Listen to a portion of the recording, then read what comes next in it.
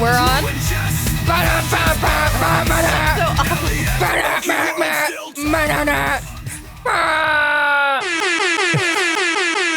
Wow. Good morning. Yeah. Good morning, bitches. Yes.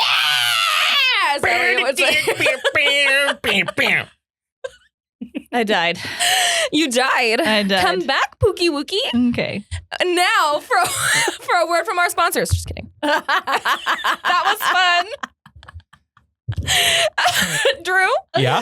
I'm going to ask you a question. Can you please shout out our sponsors? Because I'm not good at it. Absolutely. Go ahead. I want to first and foremost thank everyone that's live with us at twitch.tv/The Do-Over Podcast. What? Beam a light. Beam a light. Here, put a light. Yeah. Here, I'm Elliot. Or put a light right here. Thank you very much for everyone who's been consuming on Spotify. The vast majority of people are on Spotify, but we're trying to, gain some viewership on the YouTube. So please go and find us on YouTube, just The Do-Over 559. Go and sub. It's free. Thank you to everyone for joining us this lovely morning. Also, big shout out to all of our sponsors. Not in any particular order. Anthony Sierra, Sierra Finish. We have Groggs. We have Horn Photo. And of course, Brown Shoe Fit Co. Yep. Love ourselves some Browns. Go to Browns at the northeast corner of Main and Locust. Yeah. Yeah. Southeast. My bad. I'm headed over there tomorrow. Yeah. We gotta get our doggies covered. Yeah. I cut a hole in my shoes over the weekend. Like I tore them apart. Because you were partying too hardy? Too much dancing at EDC. Yeah. She was party hardying. You know what I mean? The knobs on the top, can you just gain it up just a little bit?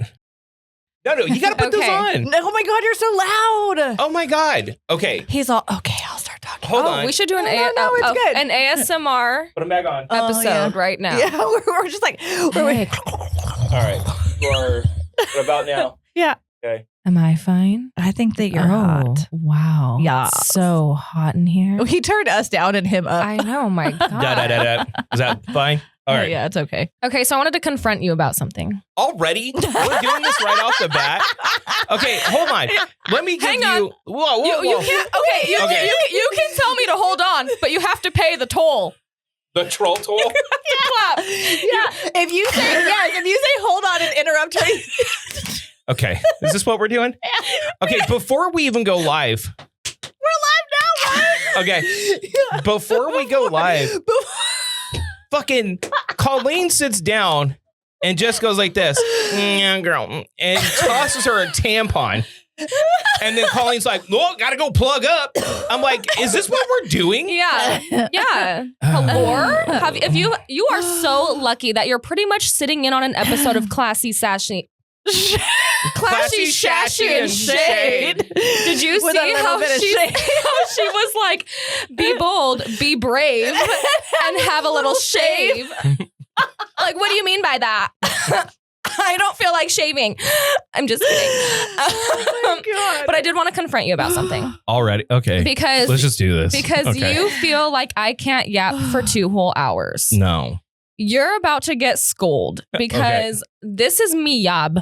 Oh, yeah. Oh, so facts. This is my yob. I sometimes have clients that don't speak to me at all. So what do I do? You just talk?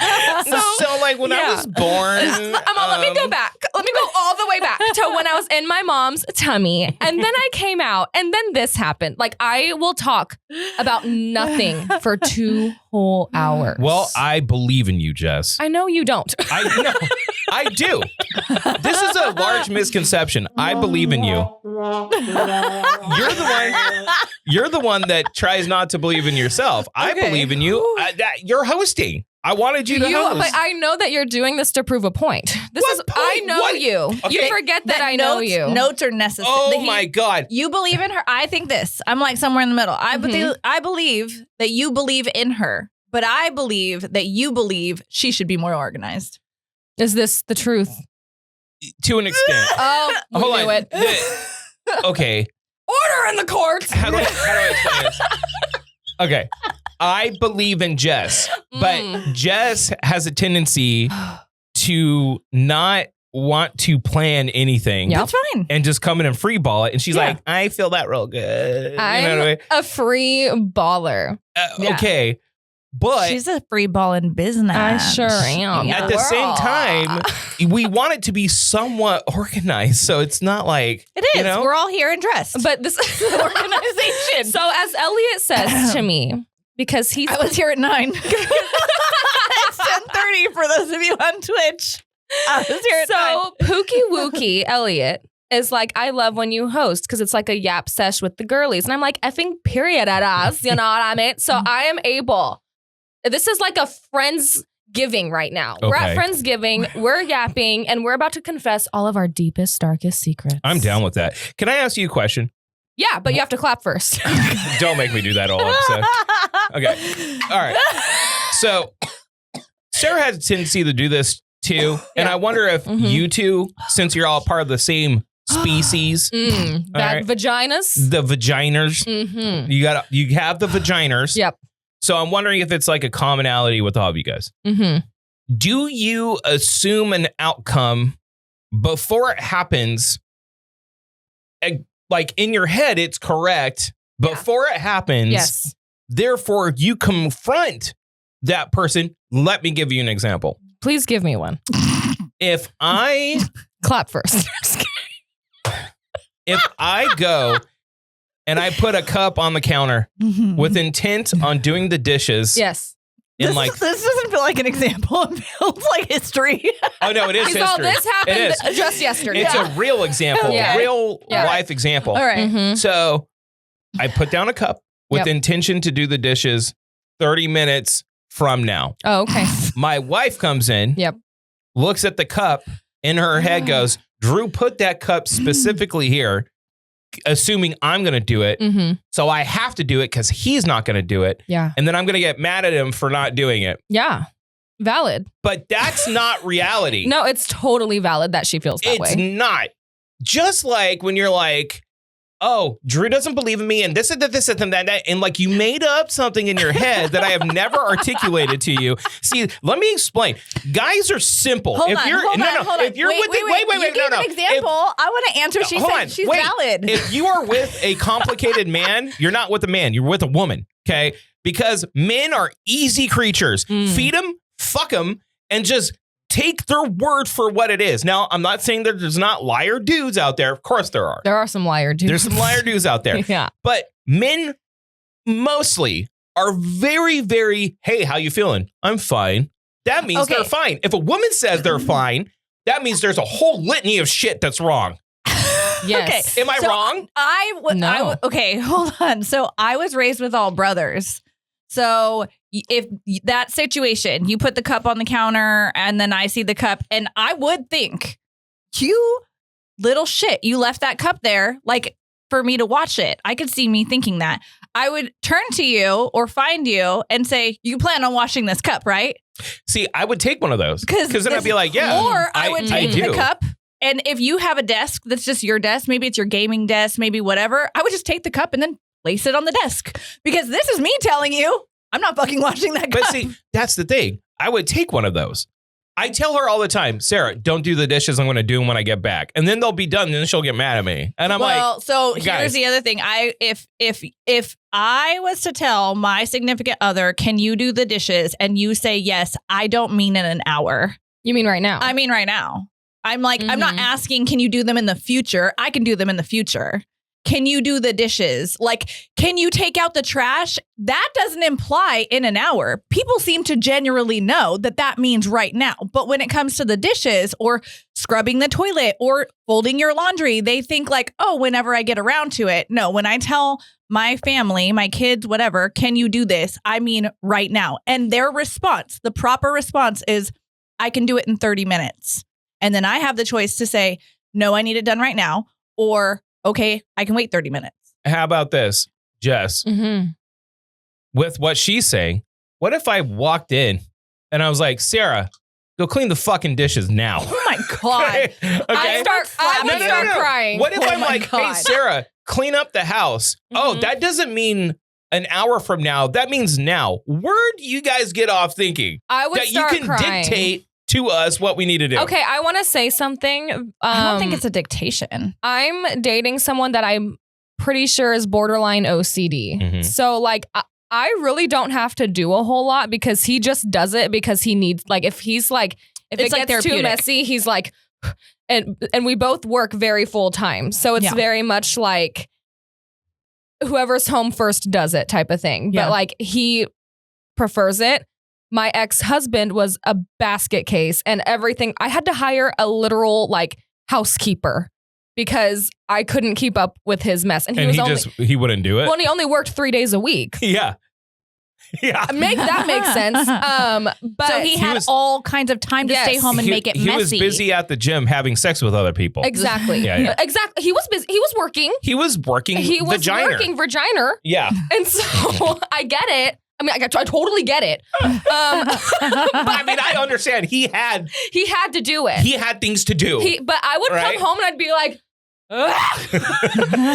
Why is it like this? Like like devil horns coming out, like, you know, and he would be like, oh my God, you're such a fucking nag. And I'd be like, literally, it's so gross in here. Like, I can't. Like, I literally had to hire a freaking housekeeper. It was so bad. Oh my God. You're such a fucking bitch. dude, you're such a nag. And I'd be like, He's like the turtle from Finding Nemo. Okay. Yeah. Okay. He's Crush. I wish we could call him. You would be like, Oh my God. that I makes would love sense. to talk to that guy. I would also love to talk to a quantum leaping guy. Oh, yes. And he'll be like, oh, Jess, you're finally calling me. I foresaw this. I knew you were I going knew to do that this. you would be on a podcast. Yep. Fresno's Yep. best podcast ever. Yep. And that you were going to call me and we're Yep. going to be together forever now. Yeah. I quantum leapt to this point right here. Yeah. But I do also want to talk about, speaking of significant others, normally Elliot's here and he wants to talk about the Sig-O, as he should. He's super duper in love. I made Chris really mad the other day Why? because he thinks I'm the biggest liar, which I am. I love lying. what? He's I right. I'm a fucking liar. love lying. But I do it in like I like to prank him. Like, as you know, like I am the biggest prankster with him. And so the other day we're in Walmart, which like you can be whoever you want to be in Walmart, right? It's like you open the doors and it's like demonic. I went to Walmart Yeah. just really quick. Yeah. I went to Walmart the other day and he's got a clap. anyways, I went to Walmart the other day and as I walk in, I'm wearing sweat shorts Yep. that are like half leg sweat shorts, Yep. Crocs, and a shirt and a backwards hat. Yep. And I hadn't showered. And I was Gross. Yep. like, maybe I shouldn't. Oh, wait, I'm going to It's Walmart. Walmart. You can't go to Target Yeah. like No, that. but you No. can go to Yeah. Walmart. like- Walmart. Yeah. yeah, do as the Walmartians do. You will fit right in. Yeah. So we had to go, and I am like trailing behind him a little bit. And I'm going, yes, daddy, like that. And he's walking super fast. He's like, no, don't do this. So I'm like getting louder and louder. I'm like, yes. And he's like, oh my God. And so I keep saying, say it. Like I'm trying to tell him, like, say it louder. And he's like, I'm not going to say it. So we start like going back and forth. And I swear on my life, we're in an aisle and I hear, yeah, like that. So I start crying, laughing. I'm like, oh my God, I heard you. And he's like, you heard me what? And I like can't even get it out because I'm like crying. And he's like, you heard me what? And I'm like, I heard you go, yeah. And he was like, I didn't. And I'm like, you did. God. You did. I'm like, I swear to God, I heard you. You did. He was like, Jess, it was probably the freaking worker that walked behind us and was like heard you saying, say it. Right, yeah. And I was like, no, it was you. I know it was you. So we're going to my salon to hang some stuff and my friends were working. And I'm like, I got to go tell them. What you did. And he was like, no, you don't. And so he literally runs out of my car, goes to their salon and is like, Jess is about to come in here with some bullshit. She's lying. And I'm like, no, I'm not lying. He just went, yeah, in the middle of Walmart. And it was like the softest, like, yeah. Like, so all week he's been like, Jess. And I'm like, yeah. Did he really do it though? He says no, but That's like swear, so creepy if he didn't do it. It's almost funnier. It's better if he didn't do it. It's better if some rando at Walmart heard the conversation. She's like so excited. And then she's like, what? You didn't No, do I it? literally was like, you did it. I heard you do it. And I'm like, yay. And he's like, I didn't do it. I think in like 15 years from now, he's going to be like, remember that one time? Yeah. I did do it. I did. And good. He should get you back because you troll him and he's an awkward fella. He's a little awkward. Yeah. And like you and poke he's got at a him. lot to put up with. So for example, Clap first. no, okay, I'm not doing that for the rest of the episode. So Sarah, she does puzzles, right? Yeah. She doesn't do them all the time, but sometimes it's like a leisurely thing for her. She'll like do puzzles. Yeah. To the point where I got her a puzzle table. You know what I mean? For Christmas. Yeah. Mm-hmm. Where you don't lose the pieces. It's like sticky. Yeah. Right. And they have like the drawers and stuff. Yeah. So there's this viral video going around of a bunch of people just waiting for someone to put in the last piece of puzzle. And they just off the Did table. you do that? No. Oh my God. She probably killed you. He wouldn't be here. He'd have a black eye. No. Yeah. I sent it to her. And as she's watching it, she's like, I'd fucking stab you. Like, and I believe her. Yeah. Like if she was to do a puzzle and I just whacked it off the table, that would be my ass. And I asked her because I would ask Sarah really early on, like what if scenarios to see how far it would need to go for her to leave me. And it's not far. Like if she spent a week doing a puzzle and I smacked it off the table, like she would consider divorce. Like legit. Legit consider leaving me. Yeah.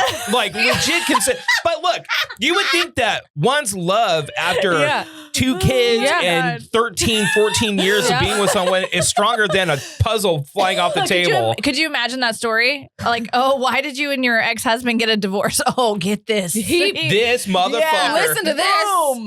But speaking of gifts though, I do want to talk about bad gifts really quick. Okay. Wait, hold on. I have a Yeah. That's fine. Wait. Why are we doing this? Just you, really. I just did it for fun. I'm just doing it for fun. But no. You said that you were following him. Yes. And you were like, yes, daddy, right? In the store. You have to do it the way I was doing it. Yes, daddy. You gotta go. Like yes, daddy. Yes, daddy. Yes, daddy. Okay. So I went to a Pierce the Veil concert a couple years back and someone elbowed me in the eye and I got a fat black eye. And I was like, whatever. Yeah. It happened. It is what the guys like gave me hugs and then bought me beers all night. Like, we're even, dude. Yeah. Cool story, bro. But I was like trashed. Yeah. And the next morning the game was on and we went to Buffalo Wild Wings. It's me and 2 of my friends and they're both guys. And I have my sunglasses on and the waiter comes over and she's getting our food. And they go around and they get to me and I take my sunglasses off and my friend goes, she'll just have a salad. I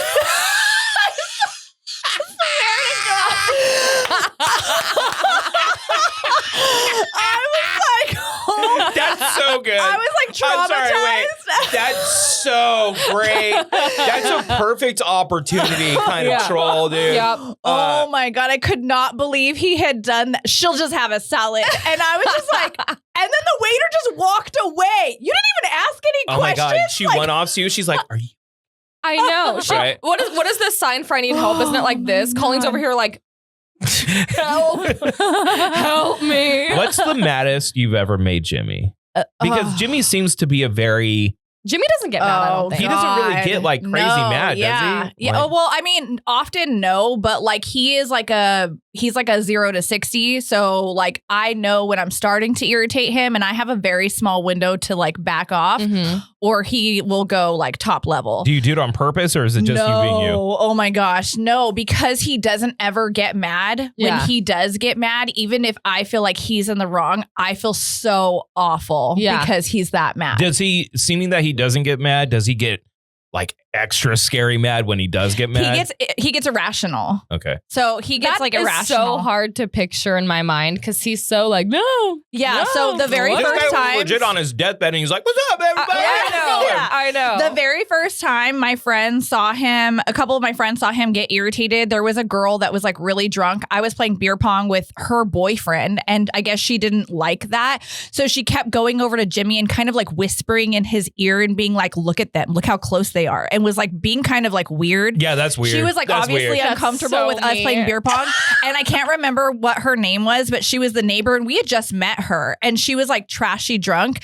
And he was like, get the off of me, like whatever her name was. And then everybody just stopped and they were like, you need to leave him. I don't know what happened, but you need to leave him alone. Yeah. Like whatever you're doing, you need to stop. But like, period, that he did that because like he was obviously like standing up for you. And we weren't like, I wasn't even that close to that neighbor. We were just playing a game of beer pong Jimmy is a together. very secure man. I don't think that she would last with anyone who is at all insecure just because of how she is. Yeah, no. You know what I mean? She could eat a man alive. Someone literally told him, he like, oh, that guy's like staring at your wife. And Jimmy was like, dude, it comes with the territory. Like, you just got to get over it. You know what? I had that question. Like, so beyond lucky. I can't remember what, it was a long time ago, but some dude was perplexed that the fact that I was dating like an attractive woman at the time. They were shocked you were dating an attractive Not like, no, it was like, it was more like, hey, how can you handle the attention kind of a deal? Oh, yeah. And I was like, well, high five. Do you want someone that's not attractive? Yeah. And everyone thinks she's gross? No, it's like, a compliment for sure. For most guys, it's, how do I put this? It's a weird scenario because for a man, you do want to protect your lady, but you also, you are, territorial is not the right word, but like different men have different levels of crazy. Like some men will get crazy if you just glance at their lady. Yeah. Which is completely irrational. It's like, dude, I remember one time, this is probably like, God, years and years ago, right? This dude was walking in Target and his woman was like clearly out of his league, like beautiful Latin woman, big old tits, you know, perfect frame. Yeah. She's like 4 inches taller than him and like they're walking holding hands. So as I walk by him, I go, high five. And he just goes, boom. Yep. And we knew what it was. Yeah. Like everyone knew what it without hesitation high fives me because it's like, good job, dude. Yeah, you know what I mean? Yeah. I've only done that once or twice in my life. Like, ha ha. You know? How does Sarah take that? Well, hold on. So as we're walking by, he was like super like proud of himself. Yeah. So like you need to take the attention your lady gets as a compliment to what you did by scoring her. Like you bagged that. Yeah, like she comes home to you, dude. Yeah. Like you got to be, and I think a lot of young men have problems with it. I had a lot of problems with jealousy when I first started getting in like real relationships. Yeah. Like I dated around, but when I got in like my first real relationship with Sally, I would say Sally's like the first real one. She was so much older than me and outgoing, and I was 19, 20 when I was, you know, she was 10 years older than me. She's like low key kind of a predator. Yeah, low key, kind of. But it was cool. It was what it is. She was the female version of me, so we fought all the time. It was crazy. But shocking. Like, oh, dude, it was. I've been stabbed twice. One of them is by Sally broke a lamp and stabbed me with it once. Like I got stories. I like actually feel that in my soul. Yeah, dude, it was fucking crazy. But like I had a lot of problems with jealousy. Like I had to learn to like be the opposite way. I think it helps for me that we kind of always like laugh and banter. So he'll do something at work and someone will tell him like, oh, you're a really good boss, or you're like a really nice guy, or you're really smart. And I'm like, oh, you better tell her, like, if she don't back up, I'm going to come to your work and, you know, I'm going to this and I'm going to that, you know, and we kind of always like banter about it. Like, or someone will give him a compliment on his shoes. And I'm like, now she wants to sleep with you. Like, great. Oh, Here I we say go. that and I mean it. I am so psycho. Do you guys find more jealous men in your day-to-day or more jealous women in your day-to-day? Like you can tell the vibe when you like if someone else is there with their significant other, like is the guy more jealous, or do you think like women hate on you more because you're attractive women? Dang, that's hard. I've dealt with a lot of insecure men, but I've also dealt with insecure women. Yeah, I would say it's a 50-50. Yeah. But I would say it's very rare to find a relationship where one person is not like significantly insecure. I see it a lot. Well, and to be honest, that's me. Silks doesn't care at all. No, he doesn't. But and that's the whole thing, is that's so good for you because you would not be able to be you without him being him. And it's like, I've thought about this. I would not be able to like have been on the radio with the guys. Yeah. If he was not the way he is. Yeah. Because like if I had an ex, because we used to get like quite a bit of attention like that. I mean, and I would always think like, man, in my previous life, I would have had to quit this job. Like I've thought about that. Like I could not, but I'm psycho. I'm crazy. But do you think, okay, well, we're going to come back to that. Crazy. Do you think he does care? He just doesn't articulate it? He's very like, and I wish I had this mindset. I like to think that I do, but I really don't. Like he's like, if you're going to cheat on me, you're going to do it. How can I stop you? But then he'll be like, and then I'll just leave you. Like that's literally like what he's told me that before. Right. Like I don't care like if a man does this or that. Like if you're gonna go with him, you're gonna go, but I'm just not gonna stop you. Right. And then I just won't be with you anymore. And like, period. Yeah. You know, but you are crazy. But I'm like, I'll step in, I'll say something. Like they're about every summer they get all these summer interns. And I know that they're like these young baddie wannabe lawyers coming in.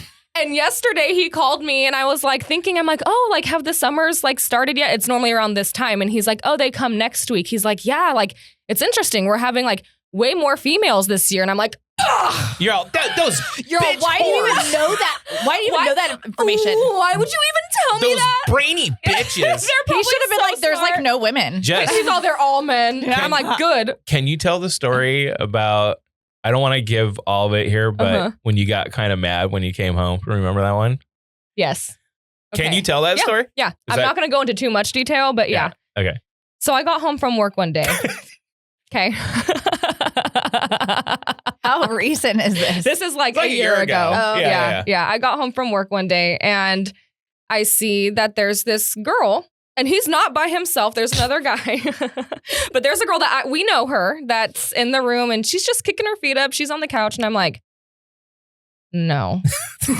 Because here's the thing. You know her though. Yes. Okay. Because here's the thing. And she's there with the guy. No. Oh, it's just her. She's there with my man and there's another guy there. But like, okay. And they're friends. That's fine. I have one requirement in this relationship and it's just to communicate. He doesn't know how to do that. Bless his heart, he does not know. It's like what he does for a living. Like he thinks in his mind, I'm gonna come home and just see it and be like, cool, like I know her too, you know. But I would like if I had a man sitting on our couch, I'd probably tell him. Like this is like where he and I differ. I feel like that's common courtesy though. So like I am not psycho, but if I were, not that you're psycho, you're a little psycho. Okay. I am. But if I came home and there were two people in my house, even if I knew them, I would be livid if it was not communicated. Yeah. Unless for whatever reason he was like, they just got here. No, and they did not just get there. No. Yeah. No. Like I feel like you're in my personal space. Yes. And we are in a relationship. It is common courtesy that you let me know. And that was the point. Like I'm coming home from work, like I'm kind of tired, like I'm annoyed. So 100%. I get home and I'm like, oh. And he immediately shoots up because I think I can't hide my face. I think I make a face, I'm assuming. Yeah. And he's like, hi. And I'm like, hey. I think that would make it worse. Coming home, even if I made a face and he shoots up like he's like, didn't expect you to be there. Girl. I would be like, why are you acting this way? Girl. I gotta go to the bathroom, and so I like walk, and he's walking. And you gotta go with me, and suddenly you gotta take the fattest dump of your life. so we both go back there, and I'm just trying to explain this to him. Like I didn't like not knowing that, but to him, he's like, "What are you talking about?" Like he does not compute the same way that I do. Like he's like, "Oh, like if I had Drew sitting on my couch, he'd be like, "Sup, man." He would not care. No. I am not that way. No. Like, I'm like, I just want, like, I'm coming home from work. I'm tired. Like, I just wasn't expecting, like, this is my house too. No. Yeah. You know? And he was just kind of like, but like, what? Like, he like truly, like, and this is Has he never lived with a woman before? No, he has. What? No. I think he thought probably in his head that it would be fine because he's not alone with another woman. He's with two other people. That's why he's not computing it. Because because I know her. Right. I think he was like, But was your issue that they were there and you were not told about it? Or was your issue that she was there and you were not told It was about it? both. Like, I just like wasn't aware of any of it. Like, and that's what I was trying to explain to him. Like, you just need to communicate. And then I'm like, I'll tell you how I feel good or not. See, and I feel like there are people that cross that threshold into another level that become like family. Like, so if Elliot were there with him, you would probably walk in and be less like, you'd totally be like, oh, what's up? What, right. Yeah. Same with Jeff or whoever, you know, that is like within our like close friend group. Yeah. But like, if you were there hanging out with my husband and he didn't text me and tell me that you were there, I would be like, what the fuck? Like, why didn't you like just talk? Why aren't you telling me? Why? It would feel more like, because if one of like, if Jeff or Jen or Clancy were to, like my friends were to stop by, I feel like they're stopping by for something. Yeah. Like, it's not just to hang out. It's like, oh, I came by to pick up a package, or I came by to drop off the kids or whatever. Like, there is like a purpose. But if someone is like just coming by my house to hang out, that is where that threshold is. Yeah. And then it's like, you need to let me know. Yeah. Because I'm going to have to be mentally prepared to entertain these people that's and like thing deal too. with them. Like, I think because. And it feels shady. Well, and I yap all day at work, right? So sometimes I just want to come home and not yap. And be quiet. Like, I want to just like sit at home and like lay down for a sec. Yeah. And like, I didn't get that opportunity. There was a girl that I was seeing like briefly in sobriety, right? And she happened to live really close to one of my friends. Well, long story short, we were just like casual. It was like a casual thing. Yeah. There was no commitment on either end. So she started talking to my friend, and I happened to be moving into be his roommate to the same house, and she just happened to live across the street, right? And he was like, "This is all set up." Well, right? He was like, "No, we've run into too many coincidences now, Drew. Your coincidences." No, he was like, "Hey," he's like, "Hey, do you have a problem with this?" I'm like, "Fuck no, I don't have a problem with that. I don't care." Yeah. What I do have a problem with is if I come home and see her every day. That would be kind of annoying, but I don't give a fuck if you guys date. It's your space. Do whatever you want. Yeah. He's like, all right, man. Like, I get it. Yeah, cool. Dap up. Yeah. All right, cool. You know what I mean? And I literally didn't care. I was dating other people. Yeah. Did not give a shit. Every fucking day for 6 months, I would walk in and she would be sitting on the fucking couch. And I was just like, God damn it, dude. Yeah. Like, I basically ended up like transitioning to just living in the room. Yeah. Like, I walk in, go to the room and sit there. Yeah. And that's it. It was like, I felt like a prisoner. And it's not because I disliked her in any way. It's just like, dude, I don't need to see that person every fucking day of my life, dude. Yeah. And that's what it ended up being. And it was so goddamn annoying, dude. It was at that like, point, are you helping pay rent? Okay, that's what I was about to say. Throughout all of my, once I moved out, throughout all of my college years, if I lived with roommates for several years into my late 20s, it was always, if you have a significant other and they are there every day for 3 months straight, they need to be contributing to the household. And I brought that up. I don't care if they're not staying the night. Because she would stay, I don't care. She would stay there, even though she lived right across the street. No. Yeah. She would sleep over there all the time. And I'm like, okay, well, if that's the case, she can contribute to rent. Yeah. And I feel like, me being me, that should be equally off of both of our sections, not just yours. Yeah. We split that like, amount. they don't get to split it in half. Like, you split it 3 ways. 3 ways. Like, that's fair. And that caused a little bit of issue. So I understand what you're saying, especially because I was doing work at the dearly departed Blaze. I was working there for about 3.5 years before I started at the old Blaze. And I was working at a call center for Bank of America. So I would legit sometimes get 4 hours of sleep, wake up, do a morning show, and then work until 8 o'clock at night talking the whole time. Yeah. It's hard. And I just don't want to fucking talk when I get done. Yeah. You know what I mean? Yeah. Which is fair. Or feel like you're entertaining somebody. Exactly. Like, your social battery just and like you're depleted. Yeah. Dude. Well, and it's like, I feel like I don't even feel it when I'm at work because I'm like doing it, right? So like, once my last client leaves, sometimes I'll sit on my couch in my salon and just like, okay. Like, and then I'll sit there for a little bit because I just need to like decompress. Yeah. you saw, recently, Colleen was in my salon, and then there's people coming in and just trauma dumping, word vomiting. And it's like, which is fine. Yeah. But it's just like, it's like what you're there constant. For. Yeah. Never stops. Yeah. Like the other day, I had a girl that cried. I had a girl that told me she was going to leave her husband. I had another girl whose pet died. It was like all in the same day. Like, and I was like, oh my God. Like, so I felt very like at the end, like I felt sad because it's like you absorb their like bullshit. Right. Yeah. You know, so sometimes I want to come home and not be entertaining. Yeah. You know what I mean? Yeah, no. Hey. 100%. Assuming that our diets are over, have you been eating like shit for a little bit? Not yet. I've been eating like shit for like 6 days. I'm stopping on Sunday. Do you feel terrible? A little bit. But like the reason why I was going to stop, I was only going to do 3 days. Mm-hmm. Every fucking meal I've had has been either not satisfying in any way. I feel like usually when I have a cheat day, I'm like, okay, I'm going to do breakfast. I'm going to do Chinese food. Like I'm going to eat all the things that I can't eat, right? Yeah. For whatever reason, has just not done what I needed to do. So I went to Costco yesterday and I got cookies. Mm-hmm. Okay. What kind? Chocolate chip. She's like living vicariously through you. Then I got pod stickers. Mm-hmm. I do love a good pod sticker. I love pod stickers. Mm-hmm. And I need to do the Chinese food. I need to do like a good hamburger and fries. Mm-hmm. And then I'm going to go back on my diet on Monday.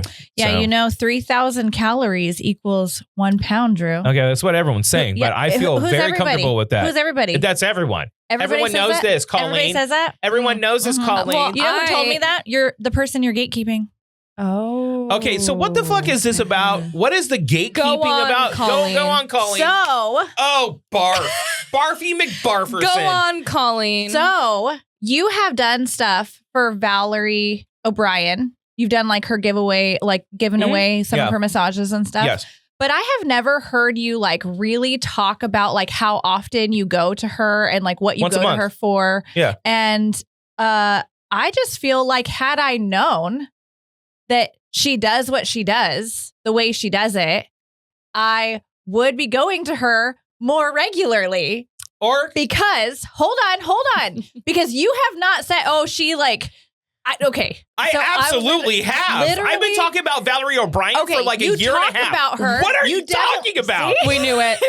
We knew it. What are you talking about her? But you've never ever been like, this is what's wrong with me, and this is what she has fixed on me, and this is what she does. Because a massage is not the same thing as what Valerie does. Hey, it's not the same thing. Come here. It's not. It's you don't need to bring in Orky. Oh, I'm bringing in Orky. It's not going to make a difference. Nope. He's unnecessary to this conversation. Is Ork not coming in? Ork! Anyways, moving on. So after EDC, I had to have a massage. I had a horrible pain in my left hip. So look, I'll do it. I'll do it for you. Okay. You're welcome. This is such bullshit. Okay, this is the problem when two estrogen monsters that have erogenosomes in their buttholes coming over here. Moving on. Butthole queens. Okay, hold on. Wait. No, before if you're gonna wait, you have to clap. Okay. I have, first of all, since she was downtown, have been singing the praises of Valerie O'Brien Massage. Well, actually, that's that now. It was the Fulton Healing Group or whatever. Yes, she fucks him up, but makes him feel better. That's what I say. I'm like, she hurts. Hold on. I have severe back issues, like very bad back problems. Now we're getting into the history here. I have had, and it's a medical thing. It's not like a posture thing. It's like my back. He has a herniated disc. No, I have physical deformity in my spine. Okay. Have you heard of this before? Yeah. You've heard this? Yeah. Okay. So I missed it. the bottom, you know how like there's sections of your spine? The bottom section of my spine is fused to my tailbone. Okay. There's no cartilage in between it. And two of the discs have been ruptured since I was young. Okay. It's like one's a herniated disc, the other one's slipped. So I've had very bad back issues my whole life. At least once or twice a year, I would just wake up and I literally couldn't walk. That's how bad the pain was, right? Mm-hmm. Since I've been going to Valerie, and it's just once a month, she kind of does her thing on it. I literally have almost not. I think I maybe threw my back out once since the last 3 years that I've been going. And she does a lot of different stuff. She does like cupping. Okay. The cups, you know, if you want to do that for circulation. Those are so funky. I can't. I don't like them. I don't want anything sucking on the back of my skin. She does this thing where like she runs her elbow like on the cusp of your spine. Do you like sucking things on the back of your skin? Oh, like, yeah, because like then I could be like, ooh, look how cool I am with my cups. Yeah. You know what I mean? So I saw somebody in the pool party in Las Vegas, and they had clearly like done cupping, and I thought it looked like it's creepy. Yes, it looks like you have a disease. It's not for me. And I've been singing the praises of Valerie for years. I've talked about it all the time. So the fact that you haven't heard it is because you haven't been listening. Oh yeah, I don't listen to you. You drive me insane. See, that's what I'm saying. All right, so go on about how in gatekeeping. Are you going to make an appointment? That I already made an appointment, so that's she the got point. her done. Yes, no. So after EDC, so I have a horrible like pain in my left hip since we throw a big Halloween party. After Halloween, I've had this pain in my left hip. So since October, okay, so it's literally since Halloween. It just hurts all the time. I stretch and like that's great, and it's definitely been helpful.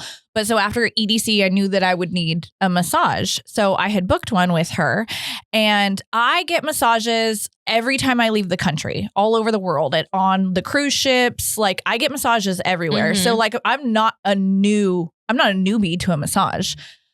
But I came home and I told my husband, I said, this is not like a massage. This is like she took my leg, and I told her that I was having like that I had been having hip pain or whatever. And so like, you know, just to do like the same amount of intensity everywhere. But like if it starts to hurt or whatever, I'll let her know. So she does this like rotation thing with like my knee. It's like clearly rotating my hip, and she's got her elbow in my hip, and I can feel like when you feel someone working out a muscle, you feel that thunk, thunk. Yeah. Right. So I can feel that as she's rotating my hip. So when she's like, that's like one of the last things she does before she has me roll over. And I was all, what is that pokey rotation thing you just did to me? Yeah. It saved my life. She's like, oh, and she's got like full skeleton muscular systems like on her wall or whatever. And she's like, oh, it's this muscle that you probably pulled, or it had tension, or it had a knot or whatever. Like, this is what I recommend. You can, honestly, she's like, you can get a tennis ball and you can sit on that puppy, and it's like really deep in there, but it'll help like work that muscle out. And then of course stretches. And I came home and I told my husband, I was like, that is not, she's like not just like a massage therapist. No, it's like good. she like tissue. She's like somewhere between like a chiropractor and a massage therapist, because I literally came home and like I told him, I said it didn't feel like a massage like we would get any like at any other spa or whatever. It felt like she was literally like taking my muscles and like just squeezing them out. I think this is a good time to say, after the shining reviews, we still do have a giveaway for Valerie O'Brien massage. So comment down below, like and share the video. I'm commenting right now. Anyone on YouTube, Do we count? in YouTube, I better count. YouTube that likes, shares, and comments down below, we will be giving out a full 1 hour or half off a couple massage, because she does that too. So I think it's like $200 for the hour. Period. But she for couples. For couples. Oh, yeah. So it's either half off couples or one full free hour. We have not given out we haven't picked a winner yet from the last one. So we actually still have it right now. And since you're bringing it up, Colleen, thank you for reminding me. Okay. Did not gatekeep anything. Gatekeeper. I did not gatekeep Still anything. going with gatekeeper. But since we're picking on you, Drew, I do have something else I want to do. Can we take a break after this? No. Oh, Okay. maybe after. Maybe. Yeah. Yeah. Okay. I want to play a game. Okay. Okay. And I have a pop quiz for you. Yeah. Okay. I have them written down. Oh, I'm way ahead of you, babe. Oh, okay, good. Oh, good. I'm going to ask you what you think these things are, and you need to tell me what they are. Okay. They are womanly related. Okay. But you have 2 daughters and a wife. And I grew up with 2 sisters. And you grew up with 2 sisters and your mom. And then you have me hounding you constantly. Okay. So you should know. I think I'm going to nail this. You should know what these things are.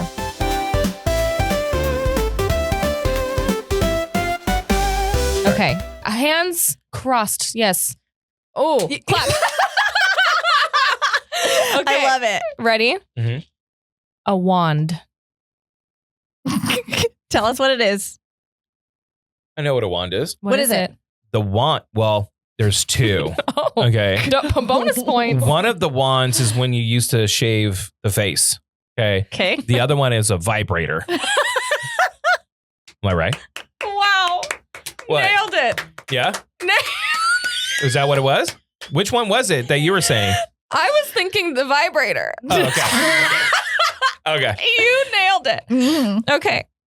A spoolie. A what? A spoolie. What do you think it is? Tampon. What? How did you know that? Because I was thinking like spool of yarn. You know what I mean? God. Yeah. Okay. Wow. All right. Come on. Wow. A water line. Is that when you have to pee? Oh my God. Why do you know these things? Straight to the water. Am I like 3 for 3 right now? 3 for 3. Or put me as queen, king of the queens. No, put him as queen of the queens. Put me as queen as the queens. Okay. Toner. Toner is what is fake bronzer, like fake tan. Oh my God. Okay. You are crazy right now. The Morena. This one's gonna fuck me up. The what? The Morena.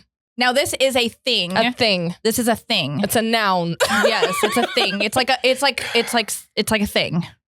a Really thing. think, because I know Morena? you know this one. Yeah, it's a marina. A Morena? A Morena. A marina. Don't look it up. Don't look it up. I see your eyeballs. Fuck, I don't know. You're I don't know. Just guess. Just give me just give a me something. Morena? Yeah. I dude, Just- glasses. What the fuck? I don't Are they even glasses? Yes. Like big glasses? or- Yes. Like the ones Colleen is wearing. Oh, okay. That's Look at where that. we got the Insane. idea. Insane. What? Insane. Insanity. King of Queens. King of Queens. King A of Queens. balayage. A what? Is Balayage. that a hairstyle? Okay. Spanx. I know what Spanx are. They like tuck it in. And you put it on clothes. Yay. I think everyone knows what Spanx are. Yay. BB cream.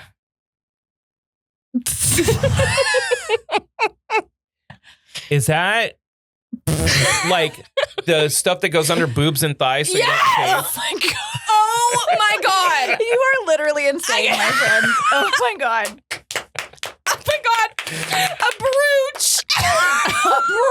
A brooch? A brooch. A brooch is what you put in the hair. That's a. All right, last one. Whew. A money piece. Make me proud. Make me proud. Man, a money piece. Make me proud. Yeah. Is it a thing? Yes. It is a thing. Well, it's like a. No, it's not an object. It's not an object. It's like a. It's not tangible. You can't like hold it. It's Okay. Well, something I mean, you technically Could. could, right. but it's not like. It's something that women do to themselves. Yes, That's yes. a better. There you go. Okay, That's your money hint. piece. Is that when you wax the vagina? Are you Einstein? Was I right? Yes. This is insane. King of the Queens. Hold on, guess what? King of the Queens. Yeah. Did I just go 100% on this? Do it again. Okay. Yeah. Now we're gonna go through it one more time. Yeah. Okay. A wand. Okay, that's a vibrator. It's Am I wrong? yes. It's for your mascara. It's a Okay, mascara wait. wand. Were you guys okay? Yes. You assholes. This is not. Hey, or no longer King of Queens. No longer King of Queens. Right here. No, Just put. I'm sad. That's so stupid. You guys just gaslit me through this whole thing. Are you serious? I'm in shock that you believed it. All right. Okay, we're gonna keep going. Okay. I thought I was just doing really good. Apparently, I'm not. Oh my god, I can't. My eyes are sweating. All right. Okay, so you put a Wand's mascara. Okay, Yes, what's the a number? spoolie. What's a spoolie? It's a guess. I'm not gonna guess. We're not gonna do this again. Oh shit. A spoolie is like also a mascara wand. Okay, Yeah, is it all mascara? No, a spoolie is it's like what you use to clean your lashes, brush I your was lashes. so proud of myself. I thought I did my so God. good. Okay. Did I get Oh. any of them right? Yeah, Yeah, like you did. 2 or 3. Okay. You got Okay. balayage right. Okay. You did. And Spanx. And Spanx. So 2. And yeah, that's it. Waterline, you had said, what did he say? When you going need to go the pee. bathroom. Okay, your waterline is this in your eye. Why does it all have to do with eyes? I'm not a makeup artist. It doesn't. Okay, toner is like alcohol kind of based or some sort of oil base that you put on your skin after you wash I deserve a 50% on that because toner could be fake bronzer. Kind of. They could. Kind of. No, because toner is all. So there's another term that we would have accepted, which would be toner for your hair. And that is to pull color out that you don't want in the hair color, like when you bleach. Yep. All right, keep on going. What did he say for Marina? Eyeglasses. Eyeglasses. Okay. I don't know. What's a Morena? It's an IUD. It's a form of birth control. Yeah. I knew someone that had to get a Morena. I don't know. Glasses. Wow. I was like, you did King so of Queens. good. You did King of so Queens. good. Okay, balayage, you got right. okay. Spanx, you got right. Okay. BB cream. What did he say? What is it? He said cream. that Yeah, you put go under underneath your boobs and titties thighs. and your thighs so you don't chafe. Does that exist? Yes. It's like a deodorant, though. Yeah. Okay. It's like a stick. Yeah. I should. Oh, I don't What chafe. is it?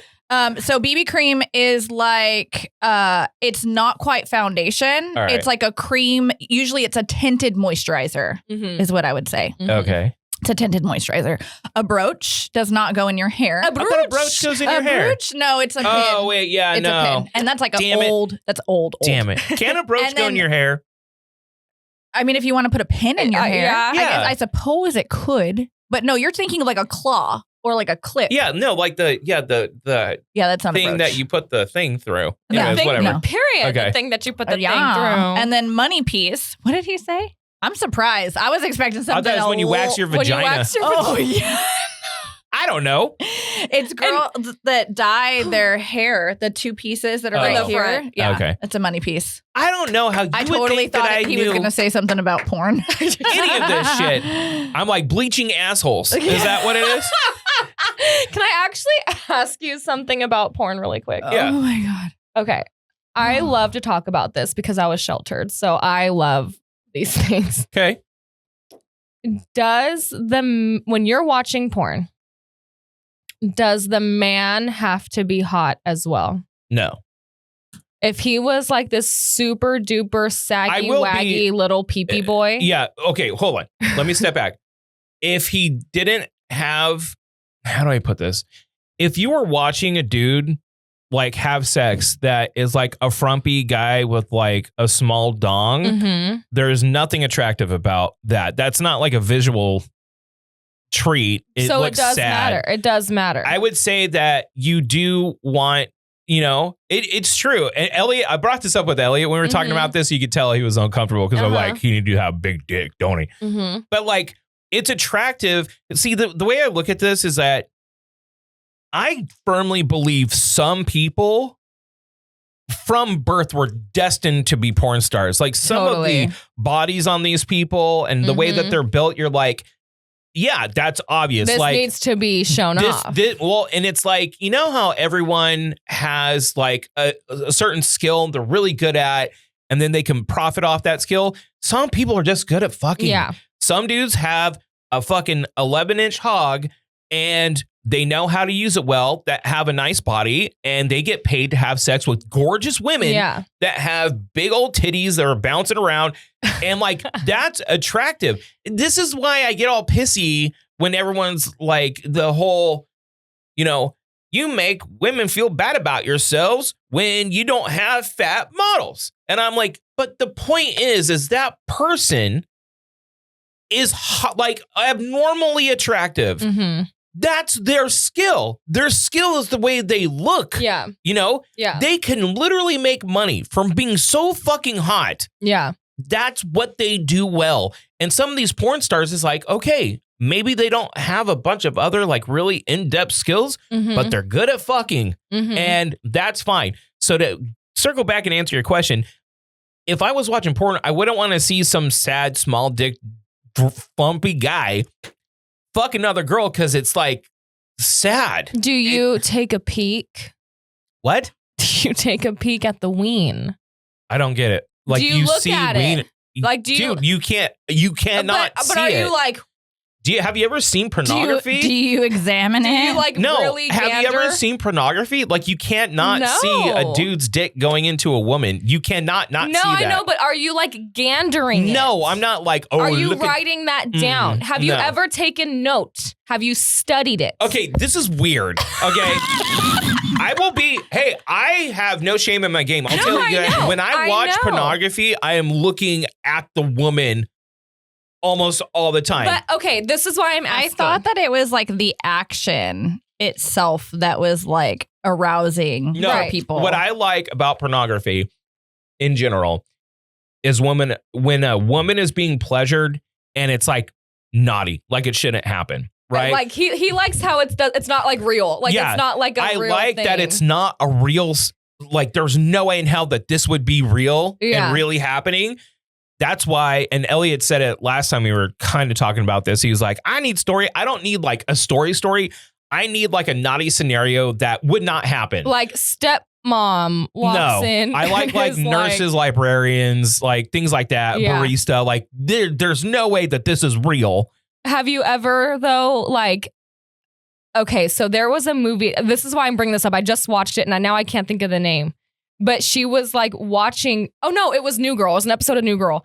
She was watching porn because she was about to hook up with this new guy, but she felt like super inexperienced. So she was watching it to like take note on like what to do. Like she gets caught watching porn for like hours, but for educational purposes. Right, like legit education. Yeah. Have you done that? No.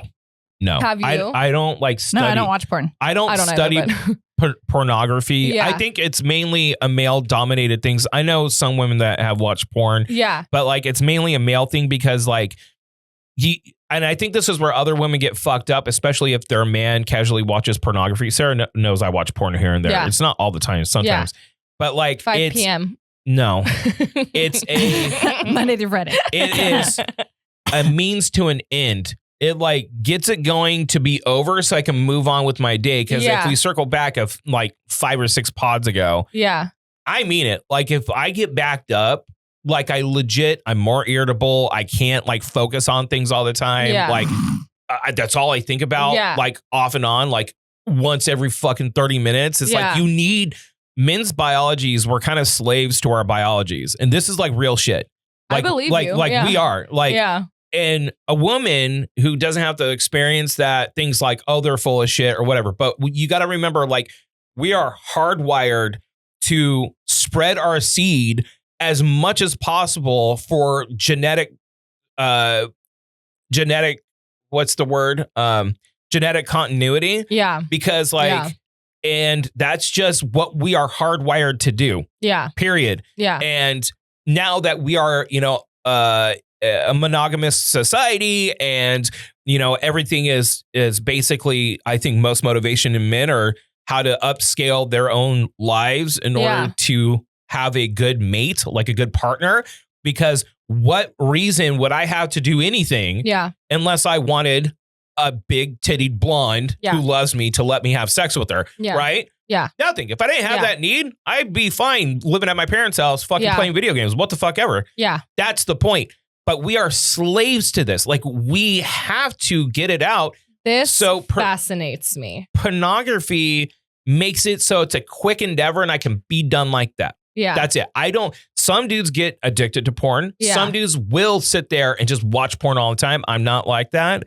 It's like a tool to use to get it done. Yeah. And that's it. I can move on with my life and my day. Yeah. That's it. Yeah. Some dudes get way too into it. Well, once it starts affecting your actual like sex life with your partner, I think that's when it's like becomes a problem. Yeah, like that's wild. I think if you are prioritizing pornography over sleeping with your partner, A, that's a problem. B, if you look at the sex that happens in porno, and you do not understand that this is not real sex, like this is not real acts. This is two people that are literally taking breaks for 30 minutes and coming back and keeping on going. And this is not accurate. This is not an accurate display of how normal sex happens.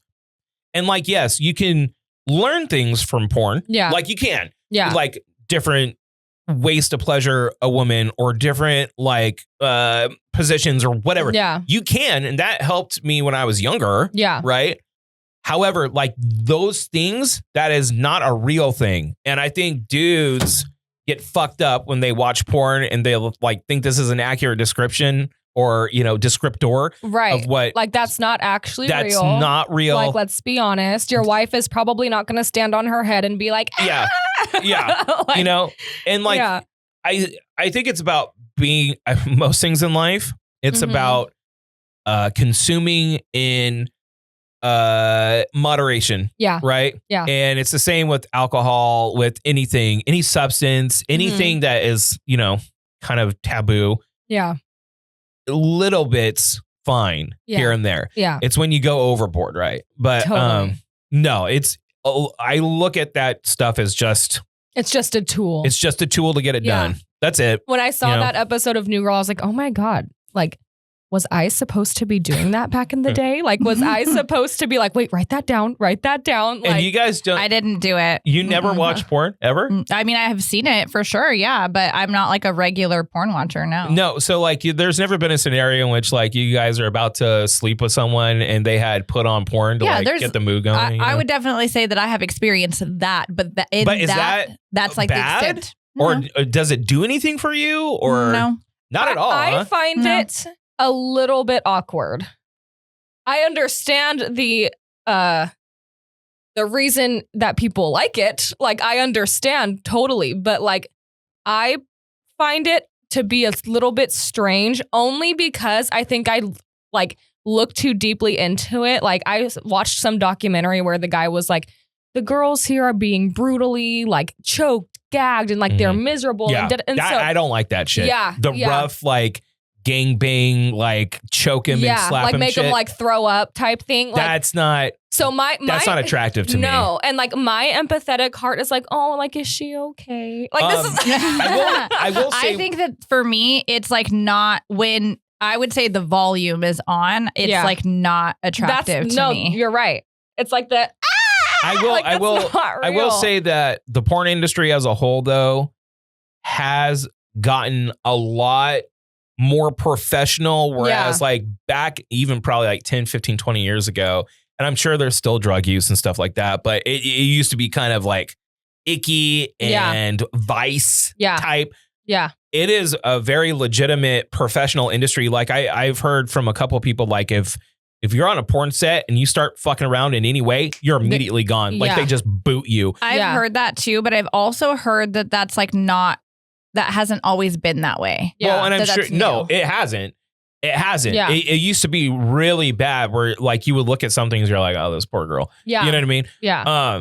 But nowadays, and especially with like the advent of like OnlyFans and these women being able to own their own product, like they're directly, I think that the porn industry found out very quickly, like they need to start paying these actresses for the amount of money that they are getting, that it's totally not, you know, I think the running fee for a girl doing a scene was 10 grand. Mm-hmm. And, you know, she did 30 scenes in a month. She just made a shit ton of money. Yeah. But like they are profiting tens of millions, if not hundreds of millions of dollars off that. Because they own that scene. Yeah. And now you see with OnlyFans, like girls and what they're pulling in, not even having sex. Yeah. Like just showing their tits. Yeah. Right? Yeah. So now I think the industry is starting to be a little bit more aware. Like you'll see almost like sports teams, like Brazzers signing talent for X amount of films with multi-million-dollar contracts. Yeah. And that's ultimately good for the woman. Yeah. Like, let's be clear, unless it's like gay porn, dudes aren't the stars. There are a few male porn stars that are known. Right. But they're not the stars. Yeah. That is built on the backs of women. Yeah. Totally. Literally. Yeah. You know? Yeah. I always said that if I was to like go back to like old timey times, I would be a mistress, a madam. A madam? A madam. Yeah. Like you would be a female pimp? Yeah, I would own a brothel.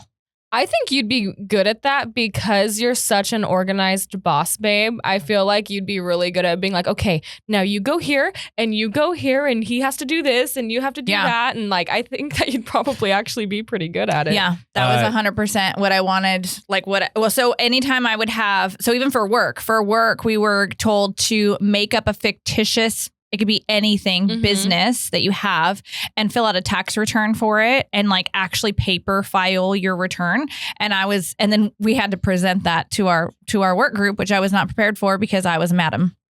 And I am a pimp. So I'm a madam in a brothel, and everybody was like, I can see that. I was like, cool. I could see her being like the stoic kind of hard-faced bitch, like in the corner, is like, no, don't touch my girls. Sarah wanted to go ahead and give you guys some credit. She said, "This is hilarious. They got you really good." Aw, thank you, Pookie. Okay, we're gonna take a little break. Yep. Yeah. Okay. Yeah. We're gonna take a little break. We'll be back in how many minutes? Like we'll be back in 5 minutes. 5 minutes. No. We'll be back. It'll probably be like 10. 10 minutes. Probably like 10. Probably 15. Eventually, we will be back. We will be back. At some point, we'll be back. Right. What's up? This is Drew from the Do Over Podcast, and I'm going to tell you right now, I lean on expertise. Why? Because it saves me money. Here's a true story. When I first got into cameras, I watched a couple of videos online, did a Google search, thought I was buying the right thing, went and invested almost $1,000 into my very first camera, realized quickly it was not the right thing, went to Horn Photo, got it all in line, and then boom, I'm on my journey to actually being a photographer. And throughout the years, I've really leaned on Horn Photo as being one of those outlets that we are so lucky to have right here in the Central Valley. And they are the official equipment sponsor of the Do Over Podcast. They're right there in the Bellagio. All you have to do is walk in, tell them that the Do Over sent you, and they will get you right on track. Maybe you're trying to take stills, do creative content, you want to do live streaming, whatever it is, they have a camera for you. They also do printing services, restoration services, anything that has to do with photography. Horn Photo has your back. Once again, it's right there in the Bellagio. And there's a reason why Horn Photo has been in business for as long as they have. They've been making memories last since 1937. Really quickly, before we get started, I just want to say a big shout out to Horn Photo because they did their big trade-in, trade-up event last weekend. And I want to point out something in case you didn't know.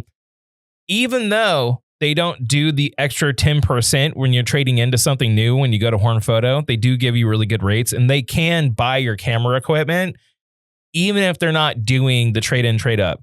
I've done it several times when I've traded in cameras and bought new gear and stuff like that. So that's something that you can still do. It's in the Bellagio.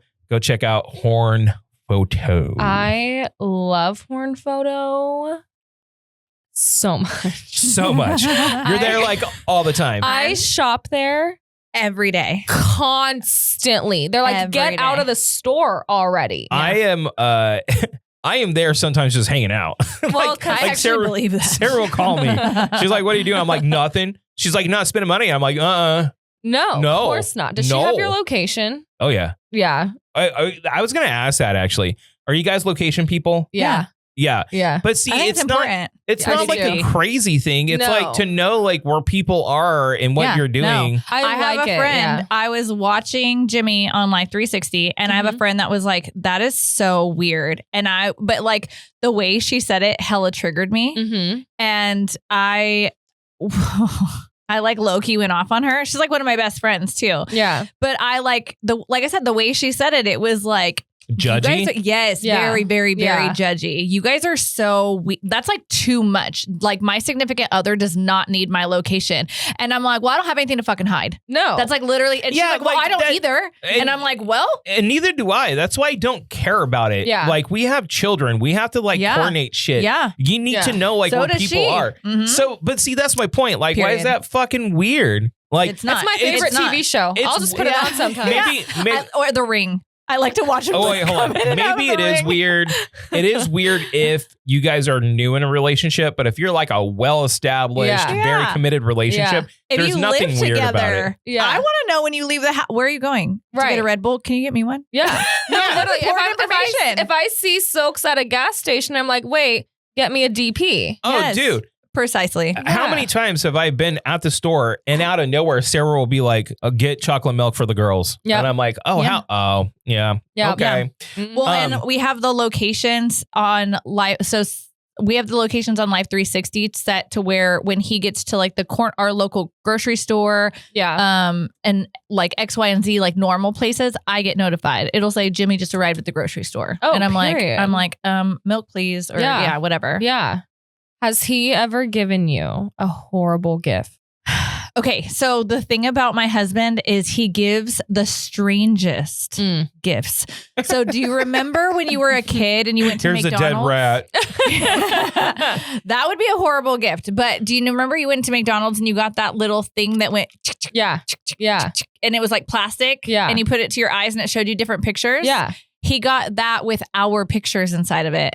Oh, that's cute. Right? Yeah, it's cute. I don't know what it sits on a shelf. Yeah. I looked at the pictures and I was like, oh, that's cute. But it sits on the shelf. Thank you. Yeah, But, those are the kinds of gifts that Jimmy gives. The very, very, very unique. And Has like, cute. anyone you've like ever dated given, or like a parent given you like really awkward, weird, bad gifts? I had to unwrap lingerie in front of my mom once. That was a bad That's gift. a little awkward. It's My mom And would have been it's like, like it's all super slutty. well, that's okay. And you know what? Because me and my mom are not close. Yeah.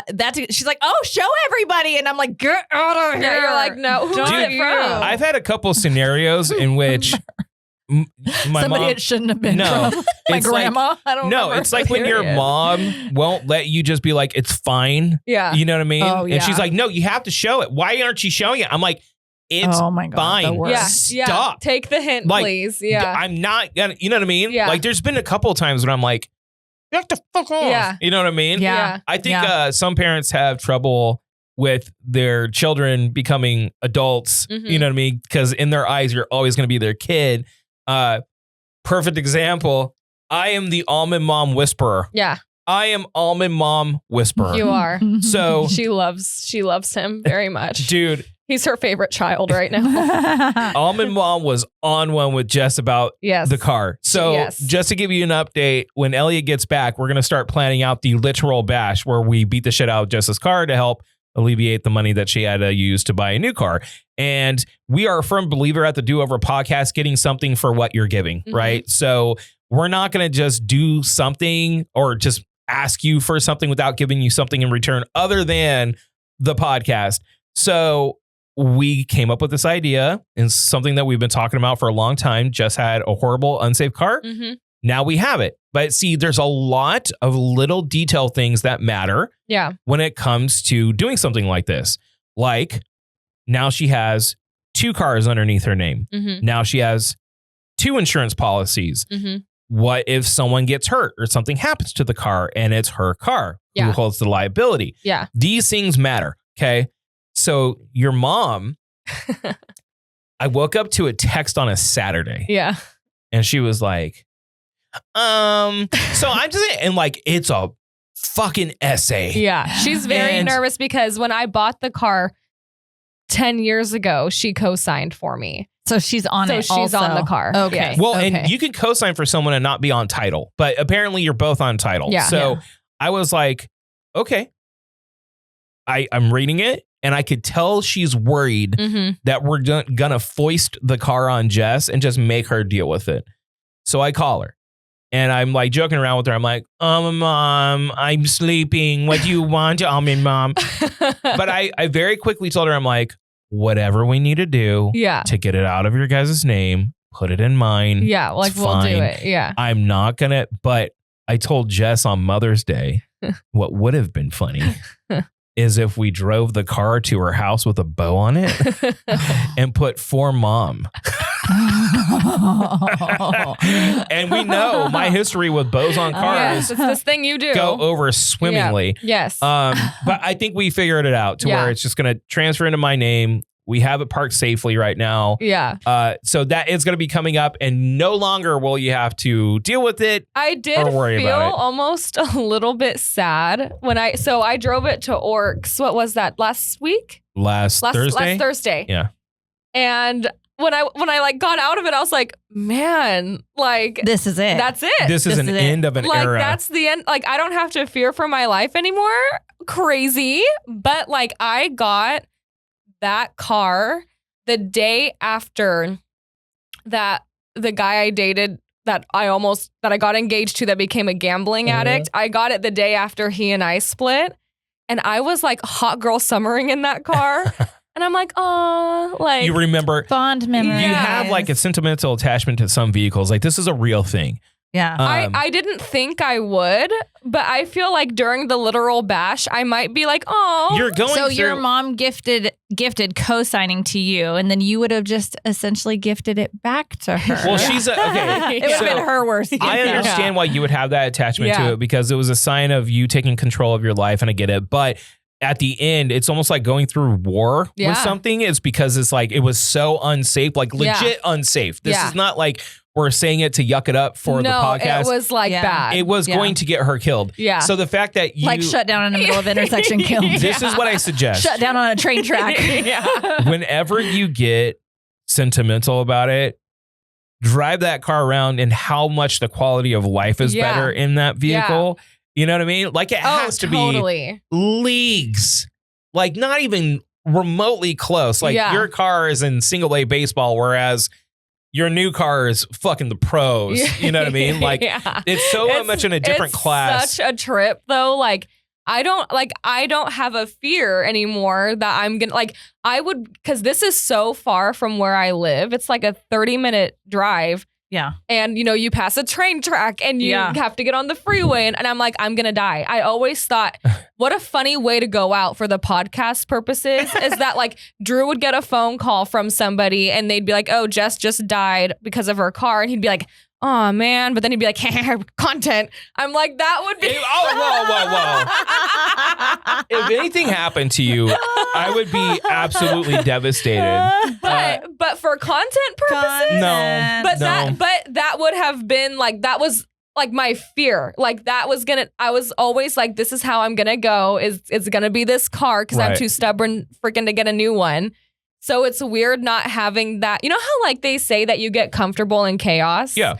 Like after I left my ex-husband and I was alone in my apartment, it was like too quiet for me. Like made me anxious. Yes. Yeah. That's almost how I feel right now. Like I just get in my car and I'm like, oh. Everything just works. Oh. Like, and it doesn't go like that. When you open up the door. I can listen to music. Dude, legit. Jess's car would do this. When you it was the scariest shit. Oh, you know what we need to do? Huh? I need to hold on. I need to go over there real quick. Okay. Just you guys talk to each other. Talk about girl stuff. How's your vagina? How's your my vagina? God. Well, yours isn't doing so hot today. Yeah. And mine's dying. Bleeding. It's dying.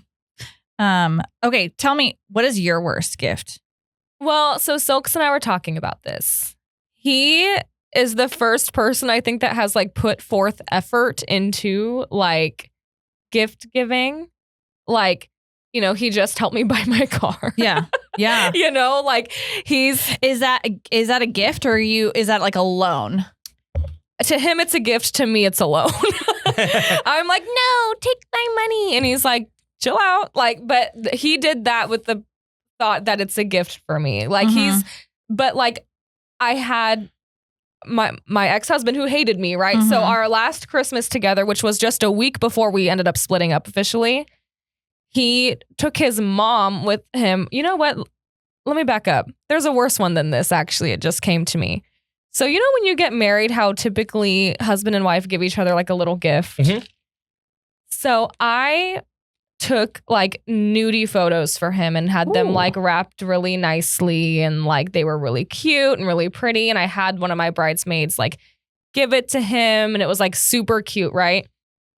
So I remember I had told him like, oh, like wait till you see like the gift I got you. Like I put my heart into it. And he was like, what are you talking about? And I was like, we were supposed to like give each other gifts. Mind you, I bought my engagement ring. Okay, he owed me a gift. You bought it yourself? Yeah. So I'm like, yeah, like that's what you do. And he was like, are you fucking serious? And I was like, yeah. And so we had gone to dinner one night, and this is literally the week of we're approaching, right? we go to dinner one night with one of our mutual friends, and he's like, dude, like, what did you get your wife? And the friend is like, I got her this. He's all, oh, all right. Buys it right there. With you sitting there. Yeah. And I'm like, well, that is the worst thing I've ever seen in my life. So I'm like, I don't know what you just bought. Get me a postcard over that shit. Yeah. I'm like, I don't know what you just bought, but cancel it. Cancel it right now. And he's all, no, man, I think you'd like it. And okay, crush, have a seat. Yeah. And what if you really would have loved it though? Well, no. So his twin brother, who I was close to also, was there. And he goes, well, let me see it. And he looks at it and he goes, return it. That's not her. The man I wasn't marrying was like, that's not her. So I do find out what it is. And it's one of those, it's cute, but it's one of those like cameras that the picture comes out. Yeah. And so the friend that bought it for his wife did it with the intent of they were taking it on their honeymoon and they were going to, take all these pictures. Yeah. My ex-husband refused to take pictures with me. So I'm like, what's the point of that? Like that's not, no. You wouldn't take pictures? Why have you have this storied history with guys that either don't like you? Yeah. I say here all the time going, don't say that. Don't say that. Like, what? Because I always want to be like, what were you thinking? No. What were you? But then, no, I know. Yeah. Trust me. I know. And so that's why I just sit here and go, you're all, oh, wow. Yeah. Well, so then. Yeah, girl. So that happens. He ends up canceling the order because I'm so mad. I'm all, don't even get me anything at that point. Like, that's ridiculous. Like, I spent $1,000 on what I had done. And it took effort. And I like really did it up. I'm like, suck my dick, return that. No. So he ends up walking into a Target and he calls my best friend at the time and he's like, so what should I get Jess? And she's like, what are you talking about? Like you know her. Yeah. Like you should know what to get, what she likes. So on my wedding day, I open up this like bag that was half-assed put together with like a loofah. Oh my God. Bath salts and bubble bath. And you're all, am I a baby? I'm fuming. I'm like, but I have like, everyone's watching me open it. It's like a to-do.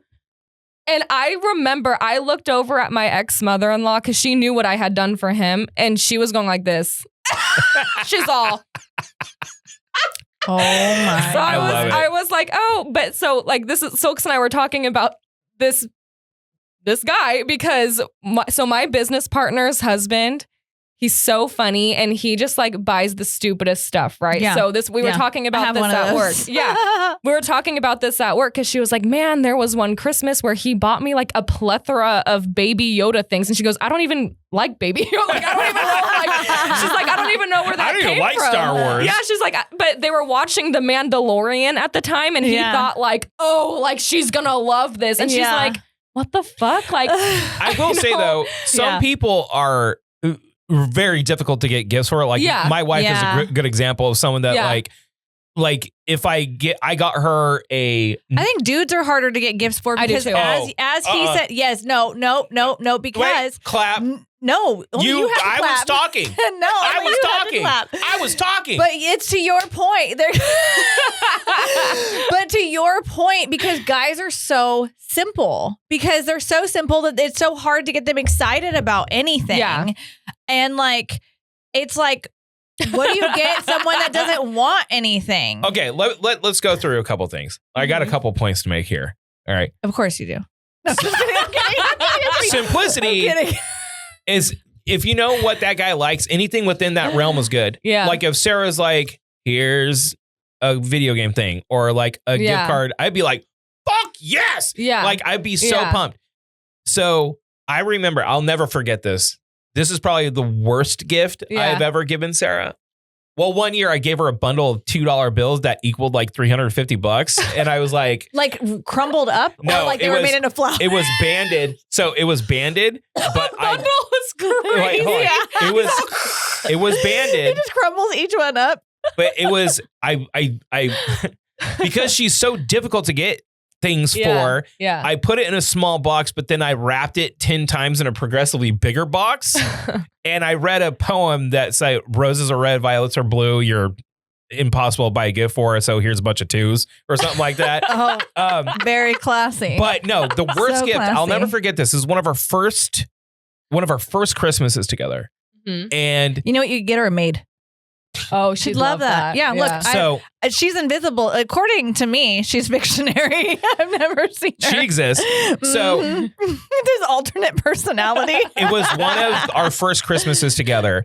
And she would work all the time at the computer. Yeah. Right? Yeah. So I was like, get her like an ergonomic desk setup. And this was before we're like serious, Yeah. right? That's strange. So ergonomic mouse, ergonomic keyboard. Okay. Yeah. Well, dude, because she's at. Hold on, let me finish the fucking story. We're just laughing. Because she's at the desk, so like we're We early on, understand. and I'm like, oh, okay, she could use it, whatever. Yeah. She opens it up and goes like this. Yeah. Okay. Yeah. Now I mean, keep in mind, 2 years later, okay, her computer, like her setup, her keyboard and her mouse, like go on the fritz. Yeah. She uses that for like 9 years afterwards and fucking loved it. Yeah. So I'm Yeah. like, oh, judgy ass bitch. Oh. I'm like, I bought you this and you judged it so goddamn hard. And I put thought into it. It's like, what do you buy the person that doesn't need anything, Yeah, doesn't yeah. want anything? Yeah. What do you do? Okay, you work a lot. You're sitting at your desk a lot. I'm like, putting two and two together. You could use this and it'll help you. Mm-hmm. And you judge that shit? Here's my one of the first fucking things. I bought her a $500 bracelet once. Okay, What was it? Like a Van Cleef? it was like it was very her. It had like it's very sleek and modern, and it had like a stone in the middle or something like that. Cute. And it's silver, Mhm. right?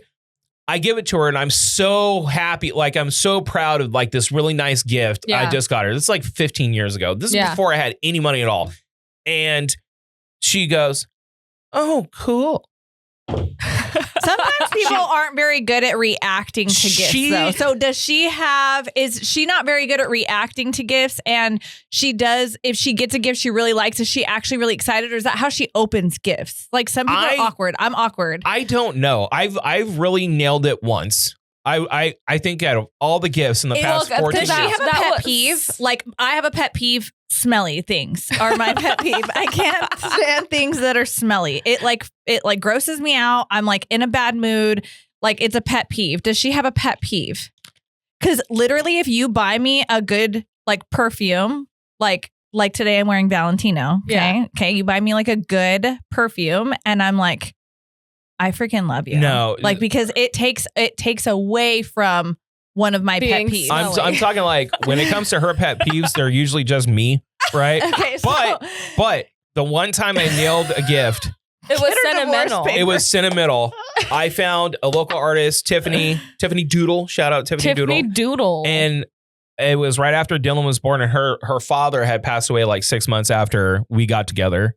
And there was a picture of her dad when he was like young, like 1980, 1981. Holding her like this, right? Holding Sarah. Mm-hmm. So I had gotten Dylan. Oh, that's an so artist cute. to swap it out to where her dad was holding Dylan. Oh, and it was that's good. It was incredible. Like the artist nailed nailed it so hard. It was so good. And I told her, you're going to open this and you're going to cry. Yeah. And she's like, no, I'm not. Yeah. I'm like, yeah, you are. Yeah. She could not fathom anything that I would have done to make her cry, and she cried. And I was like, no, that was very sweet. Yeah. Got you, stupid. I got you this time. And then he kills it. That's kind of just us. Here, we got to call Merrily. Okay, wait. I want to read this comment from the person. She said that, where is it? He's pointing at you. Yeah. Okay. He's just going to come do his thing. I got gym shoes for Mother's Day from my ex so I could lose the baby weight. Oh, yes. My Isn't that atrocious? God. It's just like when I bought Sarah like an automatic vacuum cleaner. I was like, I got to get her something else. You bought that as a gift? Well, I bought her a Louis Vuitton purse on the same time. Oh, okay. Okay, Well. here we go. Oh, Merrily. Merrily. Can you hear us, Merrily? I sure can. Okay, so Merrily doesn't even know why we're calling. Yeah, I don't know either. We're gonna get into it really quick. I haven't said anything to the chat or anyone. Okay, as you know, whenever Lauren comes in, because she's half Filipino, she's half Chinese. Okay, we are always trying to steal her culture. Yeah. Okay, you are the single representation of all things perfect Asian greatness. Okay. So I don't know about that, but I'll take it. I need direct permission from you.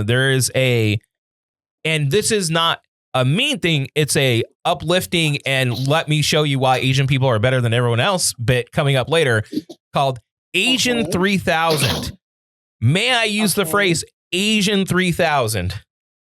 Sure. Okay, cool. That's all I needed. That's all he wanted. That's all I needed. I needed permission from you because if I say it and I don't have permission from an Asian person, then I'm done, or at least a really staunch representation of an Asian person. Because actually, Filipinos are Pacific Islanders.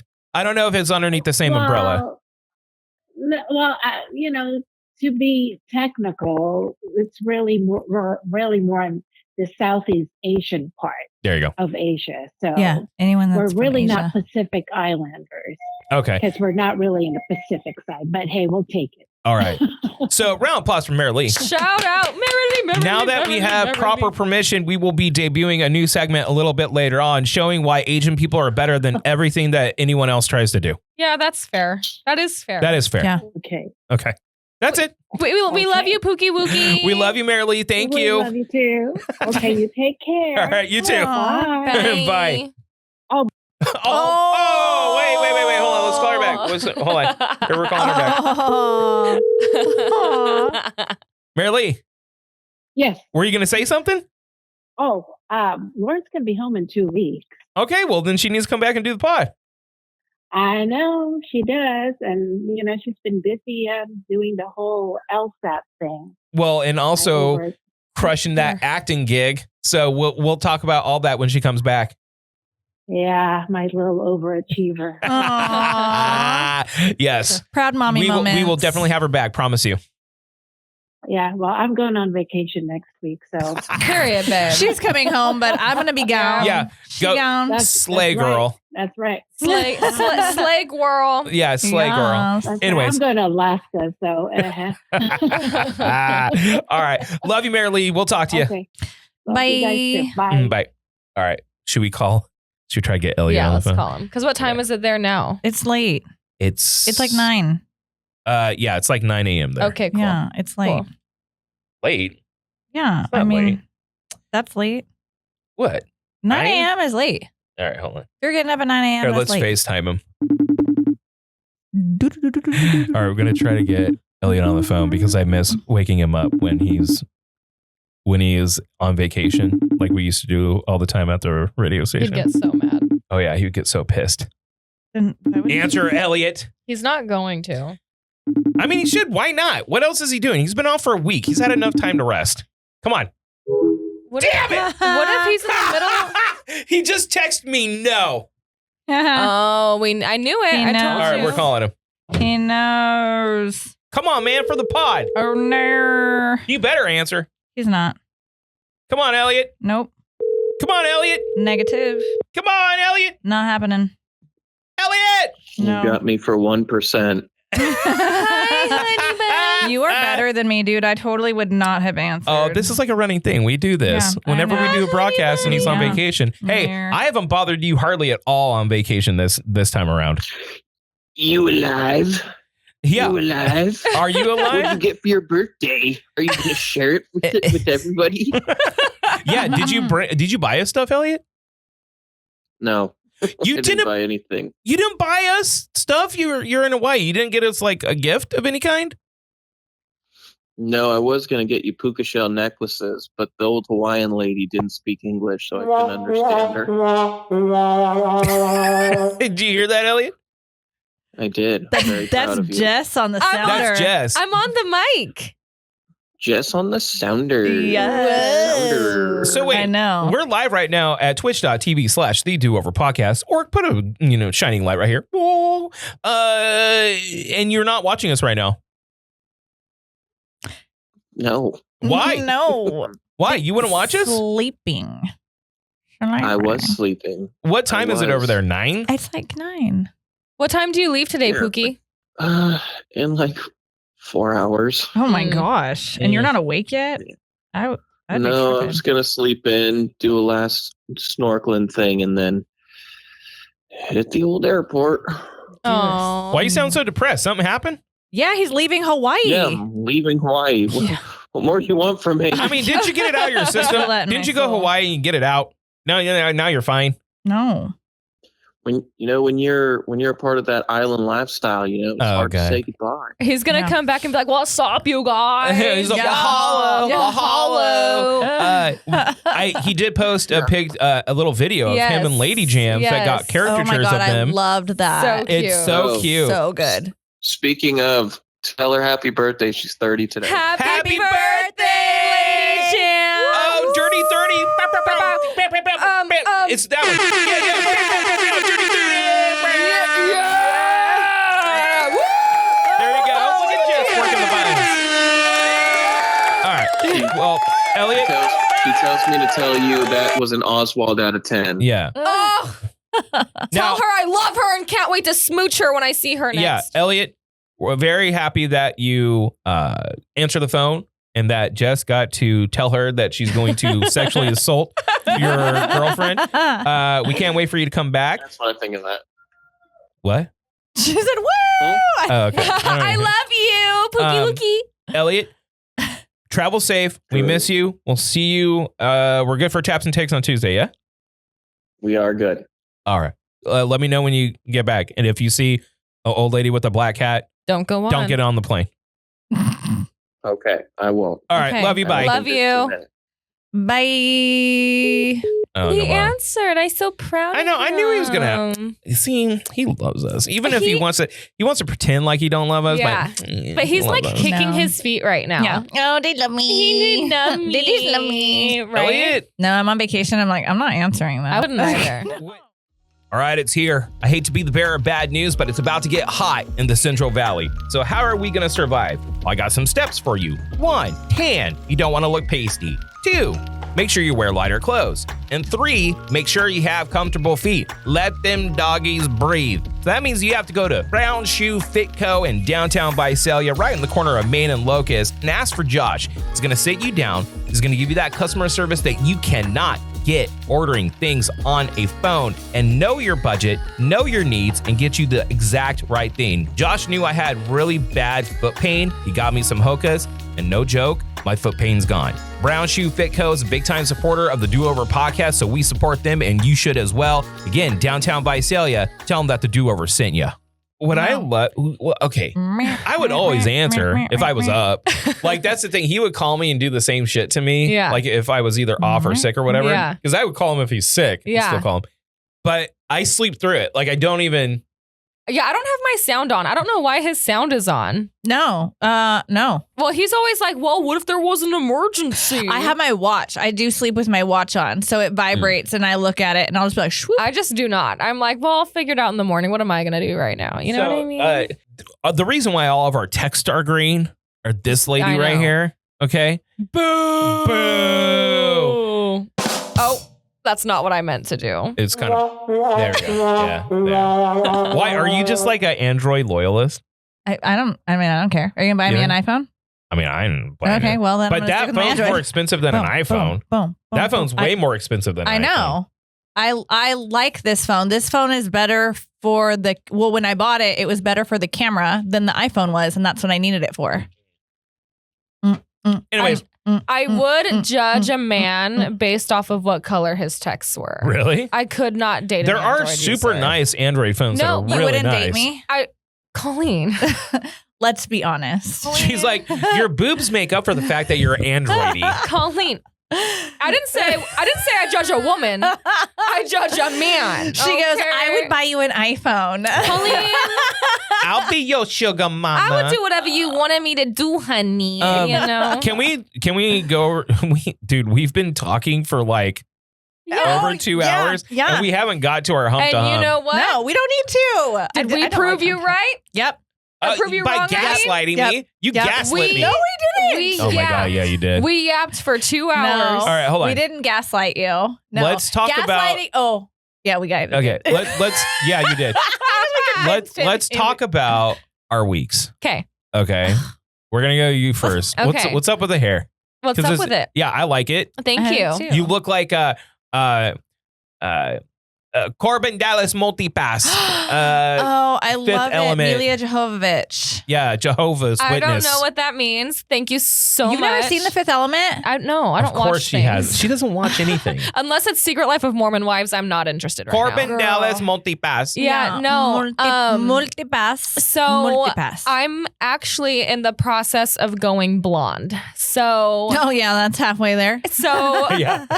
Your tone off is a little. the black is almost gone. I had to cut my hair, but it had to happen because my undercut was at a point where it was driving me nuts. So I'm like, I need to even my hair out. I can't. Oh, okay, I see what you're saying. Yeah. There's that thing that I mean, she looks a little crazy in that picture on the right, but but it's the hair. It's the hair. That's the lady that did the zombie stuff. Resident Umbrella. Evil. Yeah, Resident Evil. You didn't see that either? No. Dude. What? When she says she doesn't watch anything, it's the truth. she like legit But literally, I've doesn't watch texted her multiple anything. times, and she's like, "I'm watching a movie with." Well, and it's always white chicks. It's always white chicks, and it's always right now, currently, Secret Life of Mormon Wives. Like, there's nothing else. We'll I'm get to that in a sec, but talk about the hair. So, I'm in the process of going blonde because as I've been lightening my hair, like my hair was pink, I learned that I was an idiot 12 years ago for dyeing my hair so black because my hair bleaches white. And so, little hair talk really quick. It takes a long time to get black out of the hair. So, I'm really annoyed because I could have had all these fun colors this whole time. Mhm. And I just chose to put black on my hair. So now we're finally at a point where probably next time I might be blonde. Really? So we'll see. Nice. Yes. Like blonde? Yes, or? because this whole part that's not black is white. So when do you plan on actually doing the blonde thing? Probably in like, I might do this just like a couple times just to let my hair grow a little bit without damaging it too bad. So probably I would say I'll be like platinum blonde in like 6 months. Why are you going blonde? I just want to see what it looks like. And if I hate it, I'll dye it. Because you can put whatever you want on top of blonde. Yeah. But I just want to see because I haven't been blonde since I was in high school. Mhm. And even then it was box dye blonde. It was never like the correct way to do it. So now that I like, You know the process. yeah, now that it's different, I'm like, I really like, and you I can really do it in a want to healthy see way. what's up. Yeah. Are you going to grow it out? I'm going to get extensions probably. Once I get, What? Yeah, once I get to the point of where I want it to be, I'm going to probably get like a whole situation. I'm going to be like a Playboy bunny. Nice. There you go. So Round plus. yay. Yeah. Yay that. Playboy bunny. Yeah. But so that's the explanation for that. But Silks like really likes it like this. Like when I saw him at the gym, we met at the gym yesterday and he was like, "Ugh, you look like Haley Williams." And I was like, damn, dude, no one else can say shit to me ever again, you know, because that's pretty cool. So I don't know. I might keep this for like a second, but it's been taking some getting used to because I'm so used to my hair being so dark that like I look like a crayon right now. Yeah, it's a vibe. I'm It's a giving vibe. highlighter, but like all of my clients have bright hair. All of them. Like 90% of them have like neon If you hair don't like know, this. Jess does, and even as someone that knows nothing about hair or anything about women, apparently, she does these very intricate, smooth color transitions Oh, thank you. that are really impressive. Thank like I you. see it, and I'm like, I've known a couple of like hairstylists in the past, so I know that that's like a difficult thing to pull off. Like, yeah. there's a lot of chemistry and like color knowledge Yeah. that you have to have in order Yeah. to do that. Like, purple blocks out this, Mhm. and then you do purple, and then you do that, and it's Mhm. like weird shit that you never Yeah. think of. So, Yeah. I would say that takes a lot of skill in order to pull off. Thank you. Yeah. It's definitely something. So now I feel like I finally like kind of match my people right now because very rarely do I get someone that comes in and is like, blonde. That's it, just blonde. And I'm like, okay, like I love them just the same as my other ones, but like I don't have a lot of that. Right. So I finally feel like right now I look pretty weird and I'm cool with that. I ain't no basic bitch. Lilu multipass. Yeah. Exactly my point. I also want to shout out someone that I bumped in. So here, I'll go. Yeah, your week. turn. Clap. I've just been doing a lot of work, right? A lot of like crazy shit popped up this week that I didn't really expect. But one of the things, I walked into a pool store, dude. And pool store? Mm-hmm. And as I walk in, I need chemicals, whatever, I get them, and I'm checking out. And the dude that's standing right here, he's like, I'm a huge fan. I'm like, what? He's like, I fucking love the podcast. He's like, not only do I love the podcast, I only listen to you and Neil deGrasse Tyson. He's like, you don't believe me?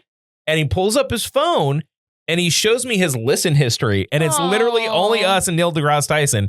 His name is Josh. Shout out, Josh. Shout out, Josh. Number one fan, Josh. Woo-hoo. If you are watching this right now, I need you to comment your shirt size and how I can give them to you because I know that you will be in and out of the store. I'm not saying the name of the store because I don't want to anonymity purposes, but that's very cute, Josh. Tell me your shirt size. I got one for you and what logo that you want. So big shout out to him. Hot, yeah. There was also another thing. Apparently not. Nathan from Dinuba. Shout out Nathan from Dinuba. Nathan, yeah. Nathan. He said that he got timed out on our chat, and I think that there is an automatic like decency bot in the chat that if you say something or cuss or send a link or something like that, like it'll time you out, right? We don't time people out unless I didn't know and Orky timed someone out. Maybe he said a hate comment and Ork said not here. He's like, my favorite morning show, and I get timed out in the chat. I'm like, no one's timing anyone out. Yeah. Orky, have you ever timed anyone out?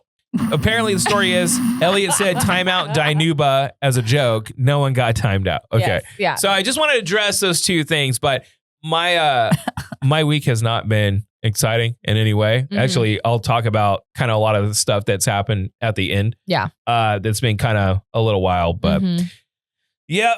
No, boring, but little Miss Someone over here. Hi. You get to go to EDC. She has an exciting. Oh yeah, you didn't do anything, right? Nothing at all. I did nothing. Yeah, just like the biggest music festival in the United States. No, actually in the world. Is it rough though? Like with all those people, I feel like I'd get scared.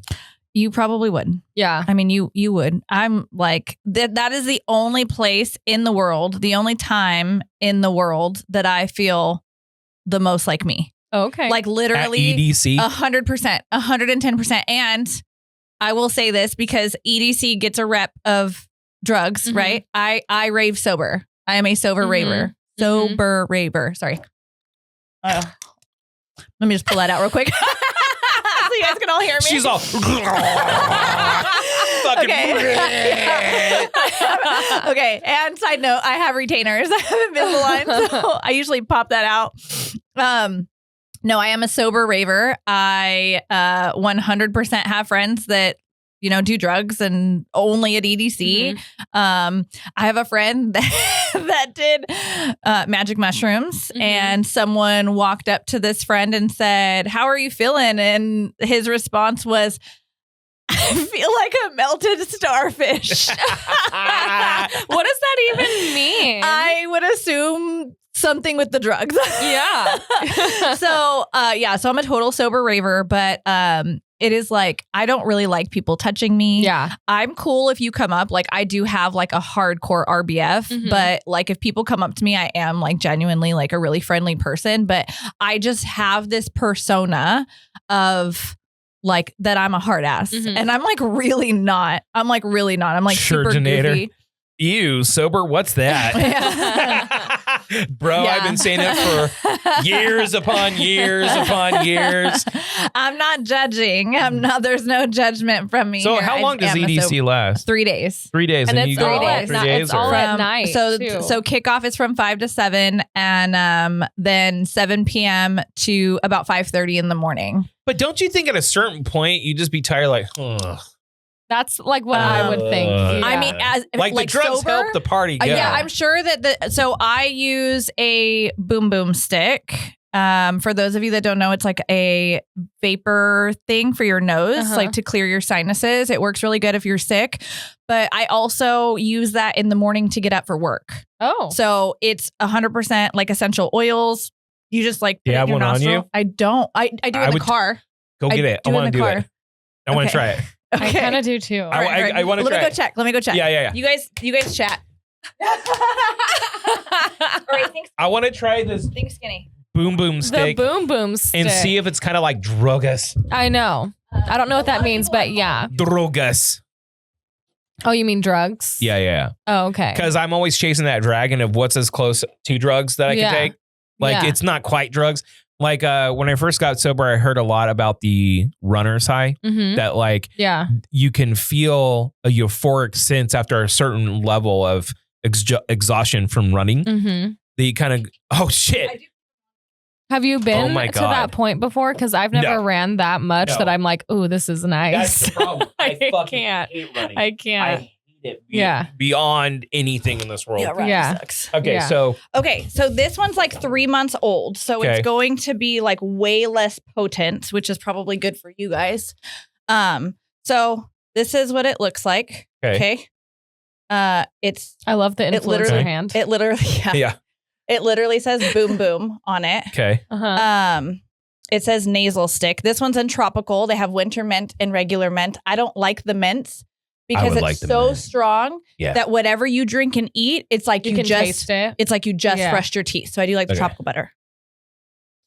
So like that on both nostrils. Okay. All right, here we go. Hard. Oh my god. Oh my Okay, god. now like squeeze your nose so the oil stays there. Oh my Christ. This one's weak. This is weak. Oh my Very god. Try weak. this. Okay, I had a bloody nose earlier. You're gonna be fine. You won't. have a Dude, bloody I nose. want one of those. Yeah. So they're What do I do? they're unscrew it, Help. girl. What do I You do? use You use your chopsticks. hands, baby. Unscrew. Do it. Oh, nice catch. Yeah. Okay. Oh, okay. Oh, good catch. Okay. There you Okay, go. make sure you put cover- it. Put cover it to your nostril and then hold. Yeah. Yeah. God, I'm so nervous. I know it's not a drug. gotta I do it swear. hard. And then Do it hard. sniff. I didn't even have to sniff to feel it. No. Sniff. But Do it. plug. Plug. Sniff. No, you Oh need my to do it. God. No, you need no, to do it I right. felt it. No, you need Okay. to do it real. Do it real. Go. Just sniff Okay. like you're breathing something in. There you go. And then the other side. And then just squeeze your nostril. What does this do? I don't understand. So for me, I use it in the morning to wake up. Yeah, Cookie Queen's right. Drew's gonna get addicted and start walking around vaping and snorting. You were where I right. use- Where do you get these? You can get them at like CVS, Walgreens, Target. I get mine online. Fucking not Walgreens soon. Walgreens shutting down. Or wait, it's not Walgreens. Which is the one? Rite Aid. Rite Aid. Rite Aid. Rite Or Aid's the one CVS. I shutting heard down. that it's My shutting house. down. Yeah, because I went there and Whoa. like I walk into a And now Rite you Aid. can yeah. heck a smell. Like and Yeah. and here's the thing. Remember Oh I said. my God. Remember I said how I'm weird about smells. Yeah. Okay, so this will make like your sniffer smell good. Like it smells good. Like things smell good. And you can get this just like at what part of the store? So then like the nasal, the decongestant part, because that's what this is. It's Okay. like Vicks, but like just for your nose. Yeah. So yeah. So to stay awake, you literally all ravers carry these. I love that. That's so dope. It's actually Yes. kind of cool. I like it. Yeah. Yeah. Yeah. So this helps keep you awake. There's no caffeine in it. It's a pure essential oils.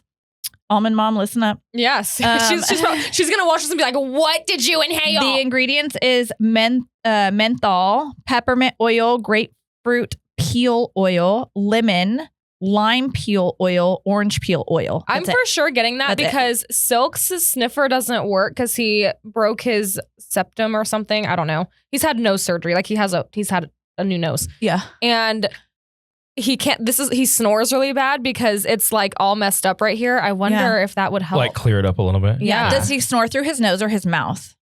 His mouth, probably. Both. Imagine the worst thing you've ever heard in your life. That's what I go through every day. Oh, no. Absolutely not.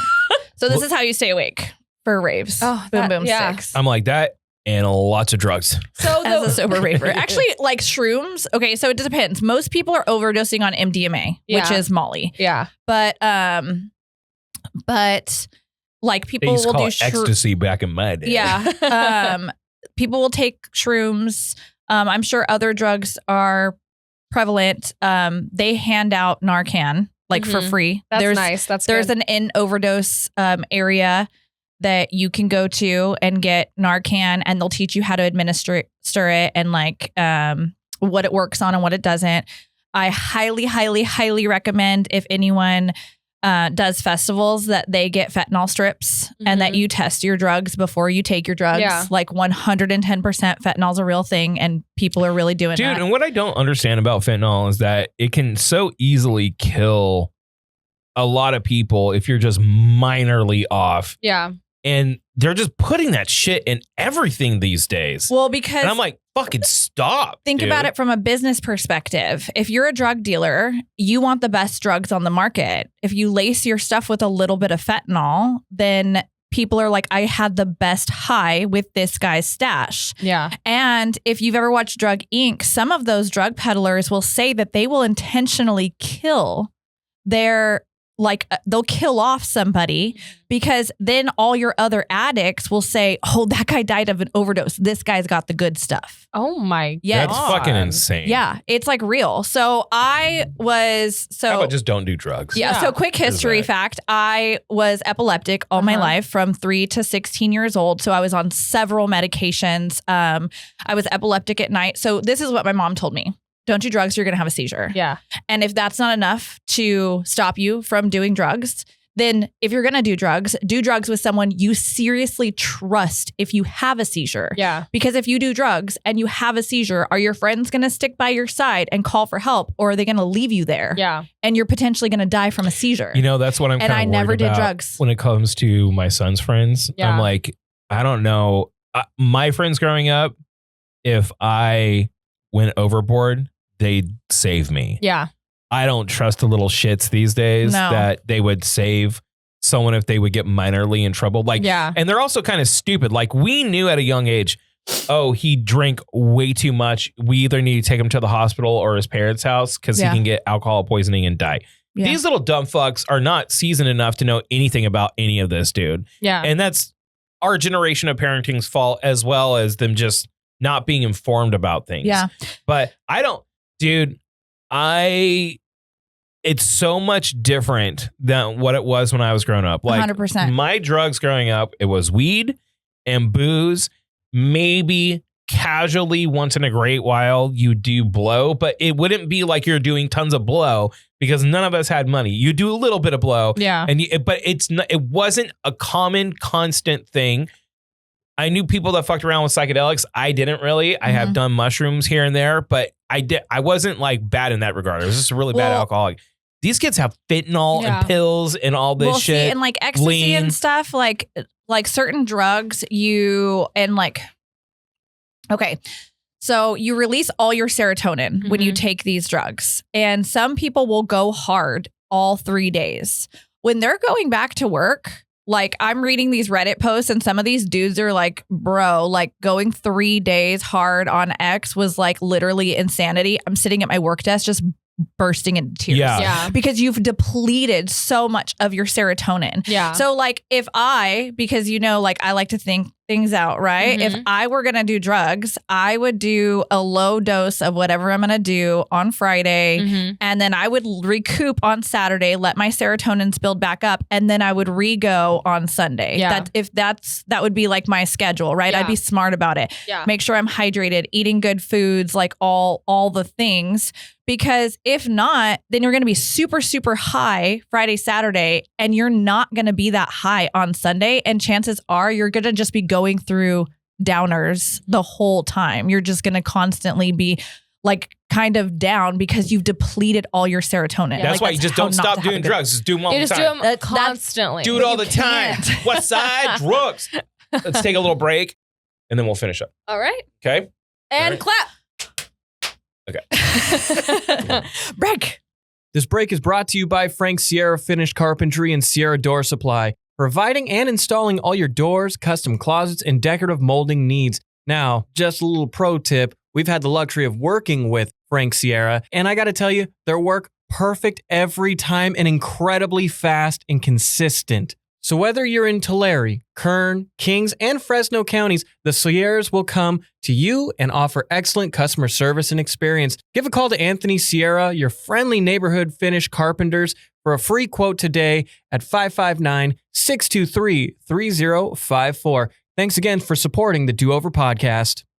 And And we're back. And we're back. And I just want to talk about something because, you know, leave it to me who was sheltered to now be this like demon needing to figure everything out. This with other- bombshell. Right. And I'm like, why is it that Silks does not let me pee in front of him? I think it's important as a couple. To grow together? Wait a second. He doesn't let you pee in front of him? No, he's like, Okay, that's like, strange. Like I can't That see is him strange. pee. He can't see me pee. I've like heard him fart like a couple of times only because he was in the bathroom when I was outside of the bathroom. Like he's very private in this way.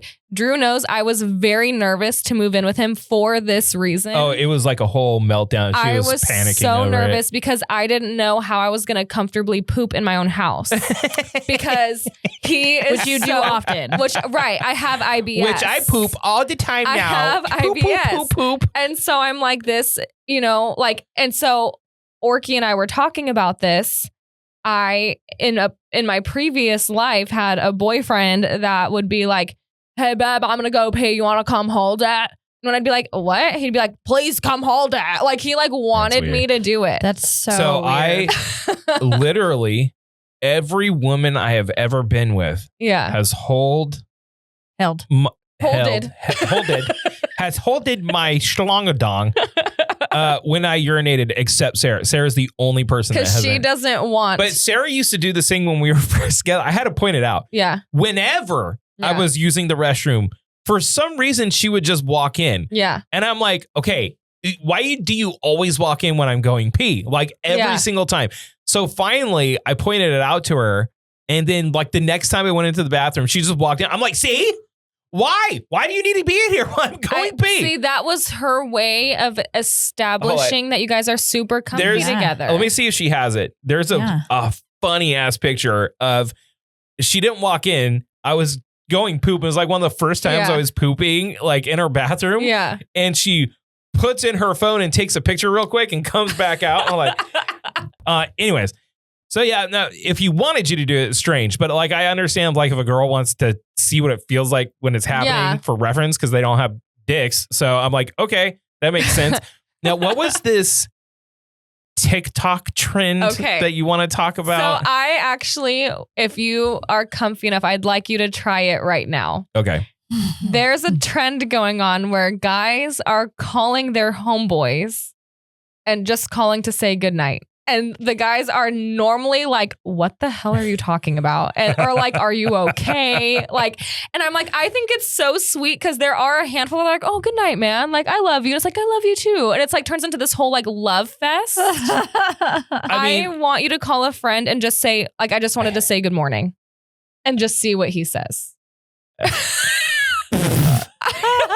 No texting first. No, I I'm want you not. to just go straight to a phone call. Oh, wait, I'm linking up the Bluetooth. Okay. Hold on. And like either like Nate or Yeah. And then we have to be quiet. I'll call John. Okay. Yeah, we're gonna act like we're not here. Okay. And then when they call you Here we go.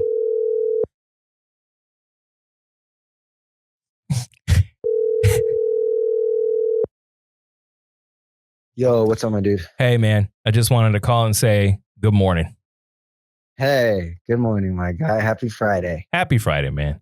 I was thinking about you and I was like, I got to call this guy and just say good morning. Yeah, bro, good morning back and a happy Friday, brother. Man, I love you. I love you too, bro. Hell yeah. You know what I'm saying? Over the phone, high five. See, these girls, we're doing the podcast right now. Apparently, there's a TikTok trend in which dudes call their dude what friends. What is going on? Oh, wait. Okay. All right. Right now? Hi, John. All right. What the? So on the phone right now, we have John Clapp. John Clapp. John Clapp, everyone. Clap. Oh my God. So bro, what are you doing to me? All right. So apparently there's a TikTok trend in which like dudes film themselves like calling their homies and like saying goodnight. And TikTok, bro. Yeah. TikTok, bro. Well, that's why you were the perfect candidate to call. It goes one or two ways. Either it's like, hey, what the fuck are you doing? Or, hey, man, I love you too. And I like to show that my friends are good people. That was very sweet. It turns into very love. sweet. It was very sweet. Yes. Thank you, John. Very sweet. Happy Friday, my you brother. were just showing everybody Okay, how to everybody. be a good person. Yes, that was needed. Oh. Yes. Oh, okay, everyone. Happy Friday. Happy Friday. Love you. John, I'm going to hit you up when I'm done here, okay? Have a good day. Have a good day. All right. Later. Bye. Okay, now John Clapp, everyone. call Nate. No, I'm not going to call. Is there another friend you can call? I don't want to call anyone else. I don't want to call anybody else. Darn. That was the best way that could have even happened. So I was wanting him to be like, what the hell are you talking about? most of my friends would probably be like, oh, yeah, good night, man. Like, they're. I think that this is the cutest thing ever. Like, men need to be more like in love with their friends. No. You're not wrong that like someone pointed this out. I've been watching a lot of Welcome to Wrexham, and if you haven't watched it, watch it. It's about Ryan Reynolds and Rob McElhenney. Okay, so he's from Always Sunny in Philadelphia. Ryan Reynolds is Ryan Reynolds. They come together and they buy a Welsh soccer club, the Wrexham Soccer Club. And Wrexham is in like they got really hit with like hard times, recession.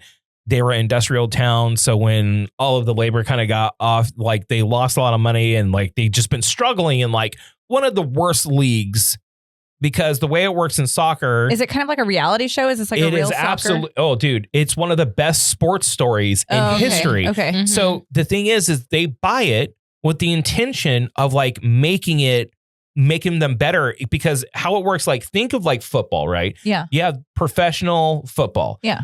Well, the way that the football works overseas is that you go up and down leagues. So like the Premier League's like the best one, right? That you could possibly be in. These guys are getting $1 million contracts and it's crazy, right?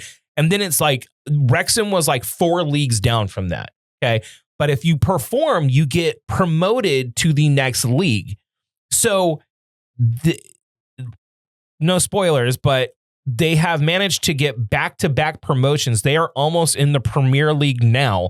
They completely turned it around, and it shows the impact of what it did for that community and the club. Mhm. And one of the episodes, because it's kind of documentary style, is about how Rob and Ryan were like internet friends. Yeah. These two famous people had never met anyone, haven't met each other in person.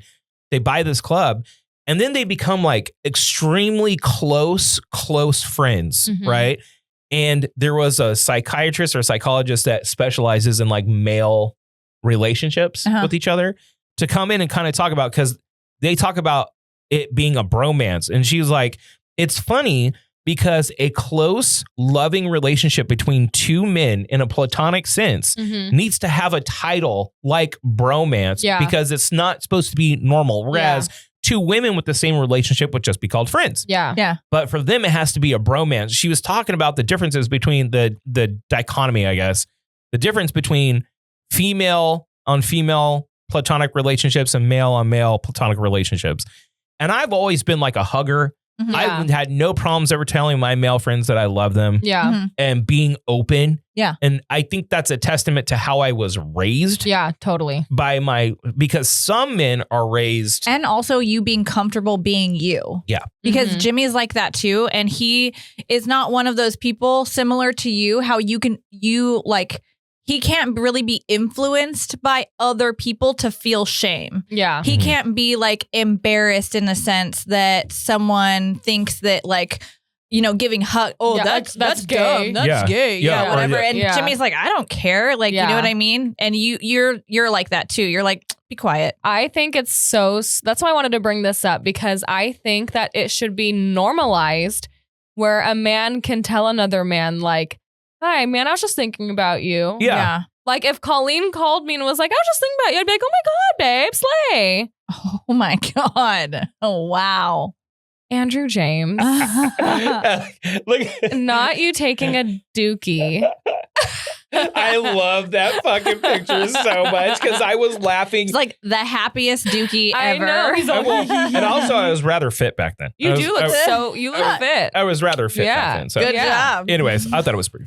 But I think that it's so sweet that like people, because the world is so dark these days, should be telling each other I love you. And we're gonna get further into that at the end of this podcast because I do have something to say specifically about that. But let's get into a couple of reactions. Okay. Now, before anyone starts commenting and typing shit, I asked Merrily, Mm-hmm. our Asian representative. Actually, Yes. we have a couple. Rose Rita, Awesome Grandma. Yeah. Okay. The Asians love us. Yeah, they okay? do. They do. They absolutely love us. And remember, I think it's the Oban Fest Mm-hmm. is coming up as well. So we'll have details on that on our Instagram if you want to go check out the Japanese Lantern Festival. But this segment is going to be called Asian 3000. Okay. And this is proof that Asian people in general, when they do something right, it dwarfs any level of expertise Yeah. any other culture has, period. Now, before we even get started, Jess, Yeah. Colleen, you know the people that do like the swans, like the coffee swans, and they'll Yeah, do like little yeah. filigree stuff, and you're like, oh, that's cool. Yeah. Play it, Orc. Just want you to watch the fuck this guy does. No, he has the hippity-tappities down. He has the milkity-melkities down. Mhm. He's making a latte art. Just go ahead and witness.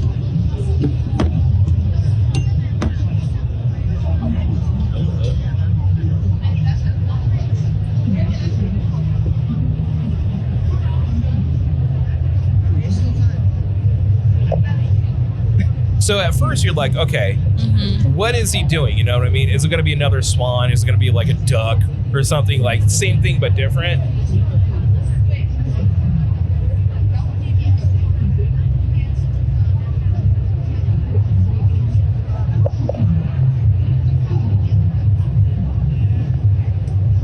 And you're, okay, so it's starting to come together, right? And you're like, what the hell is this dude doing, right?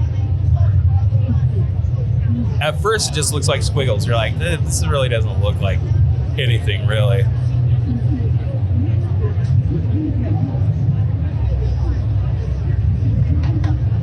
How do you even discover that you can do something like this? Fucking, he's Asian, bro.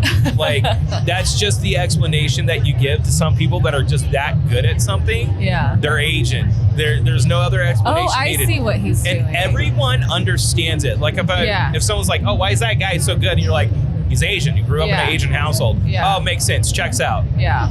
Look at this. That is so cool. It's a fucking lion. That is so cool. That is I dope. love that. I wouldn't even want to drink it. How I know. sick. Yeah. How sick is that, dude? That is Yeah. like incredible to me. That's Yeah. nuts. Okay, so let's. okay, we can't play that one because of the fucking copyright song. But go on. This one's funny. This is just friends. You talk about male relationships Yeah. and how they can't just properly show each other that they love them. Go ahead and play it, Orc. For the ground? Yeah, for the tube? For the thumbnail. Oh, if it's for the thumbnail, bro. Dude, Mike, just hop on in. Hop on in. No, hey, I don't think I'm gonna float. You're gonna float. No, get me out. I got you. No, get me out. I got you, bro. Hey, y'all didn't know. No, please don't let, no, you're good. Bro, you sure? No, I'm not. I've seen this a million times. You're good. Bro, please. I promise, you're good. You want me to get in with you? Wait, what's next to him? It's a giant fish. Look, hold me slowly until I float. Okay, let go. You got the life jacket on, man. You're good. No. You're good. You're floating. You're good. You're floating. You're floating right now. Bro, you're floating right now. Hold on to the fish. Ew, in his defense, I'd be...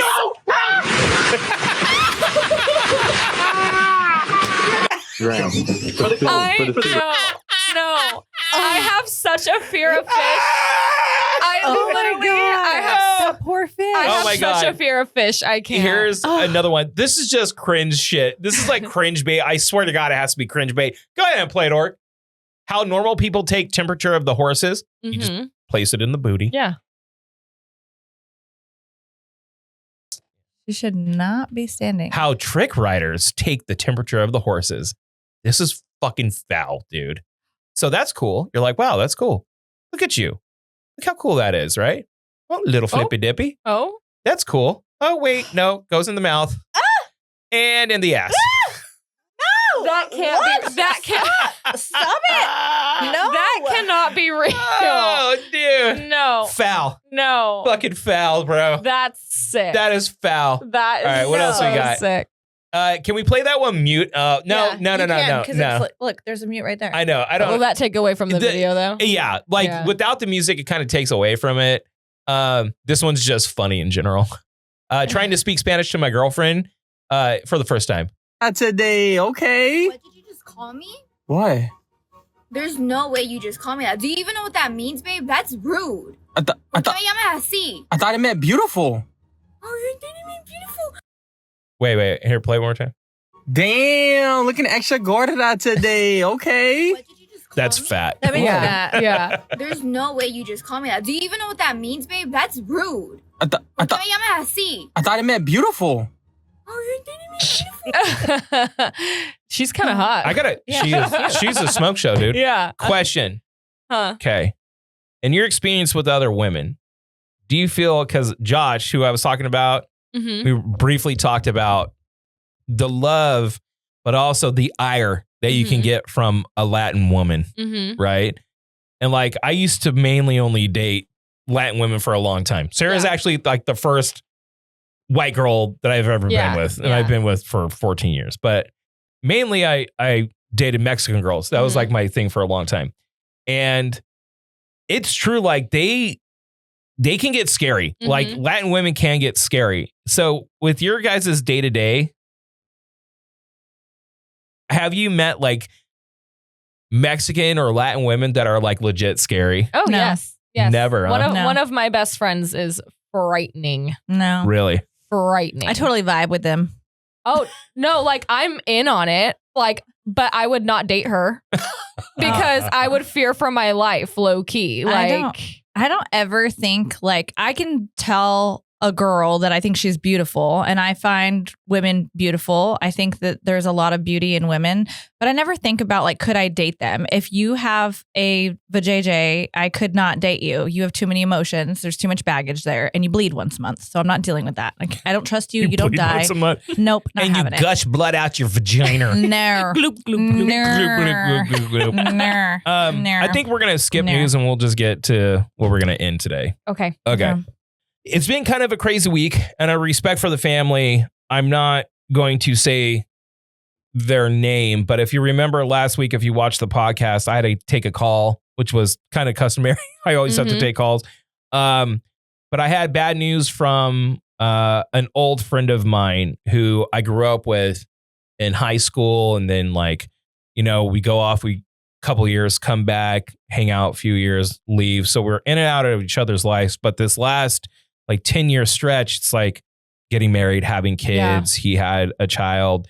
So we kind of lost contact for a little while. And then I got devastating news that he had suffered a stroke, and the prognosis is not good. Yeah. Right.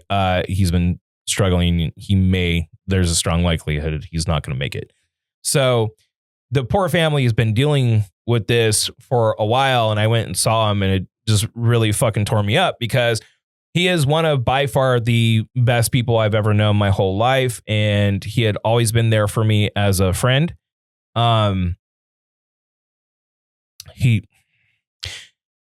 He's just one of those people that you love, you know? And even if we had lost contact with each other for a long time, it's like he is always that person that I always loved. And I just wanted to say it was a freak thing, like a freak fucking thing that happened to him that no one could have foresaw. And to see the pain that his family has to go through and the fact that he has like a 9-year-old little girl that's having to come to terms with this right now. Yeah. What I suggest to everyone is even if you're mad at someone that is a close person to you, bury it and tell them that you care about that person, because you don't really know when the last time you're going to be able to say, I love you or goodbye is. And what kind of fucks me up the most is that like his brain isn't there. So he does not comprehend how many people have come through that room to see him before he goes. Yeah. And it's kind of devastating. So I'm going to miss him, you know? And like the reason why I'm saying this is because like for the past like legit 3 years, I would have thought to myself at least once a month, I swear to God, like once a month, once every other week, reach out to him. Yeah. Text him. And I always put it off, and I was like, no, you know, he probably doesn't want to hear from me. Life gets in the way. Yeah. Or just assuming that he doesn't want to hear from me. And now this. And now I'll never be able to say, hey man, thinking of you, or hey man, love you. Hope you're doing okay. Yeah. So tell the people that you love them that you love them. You know? Do that, because this is one of the first like good friends of mine that, you know, that was like a legit close friend at a time in my life, especially when I really needed a person in my life, that he was there. When I got sober, he was there, and just as a friend that I could be comfortable around. Tell the people that you love them. Yeah. That's it. I think life takes us in different directions from like different people, and you lose ties with people that maybe you were close to in college or that you used to be roommates with. And I think that it's not till like tragedy strikes that you guys end up like really like reconnecting or talking, or you're in a situation like this. So this is kind of like a good reminder for those of you listening that if there was like a college BFF or roommate that you had that you were super tight with, that maybe you still have on social media and you guys didn't leave on bad terms, like that's the person today to reach out to. I feel like God and the universe and whoever you believe in is very interesting, because like you were saying, you like thought in your head, like, I should reach out to this person. I think that that's real. Like if you like get like that inkling, like you need to like reach out to somebody, it's for like a reason. Yeah. Or like a calling. Yeah. Yes. Yeah. Like your sixth sense. Yeah. Yeah.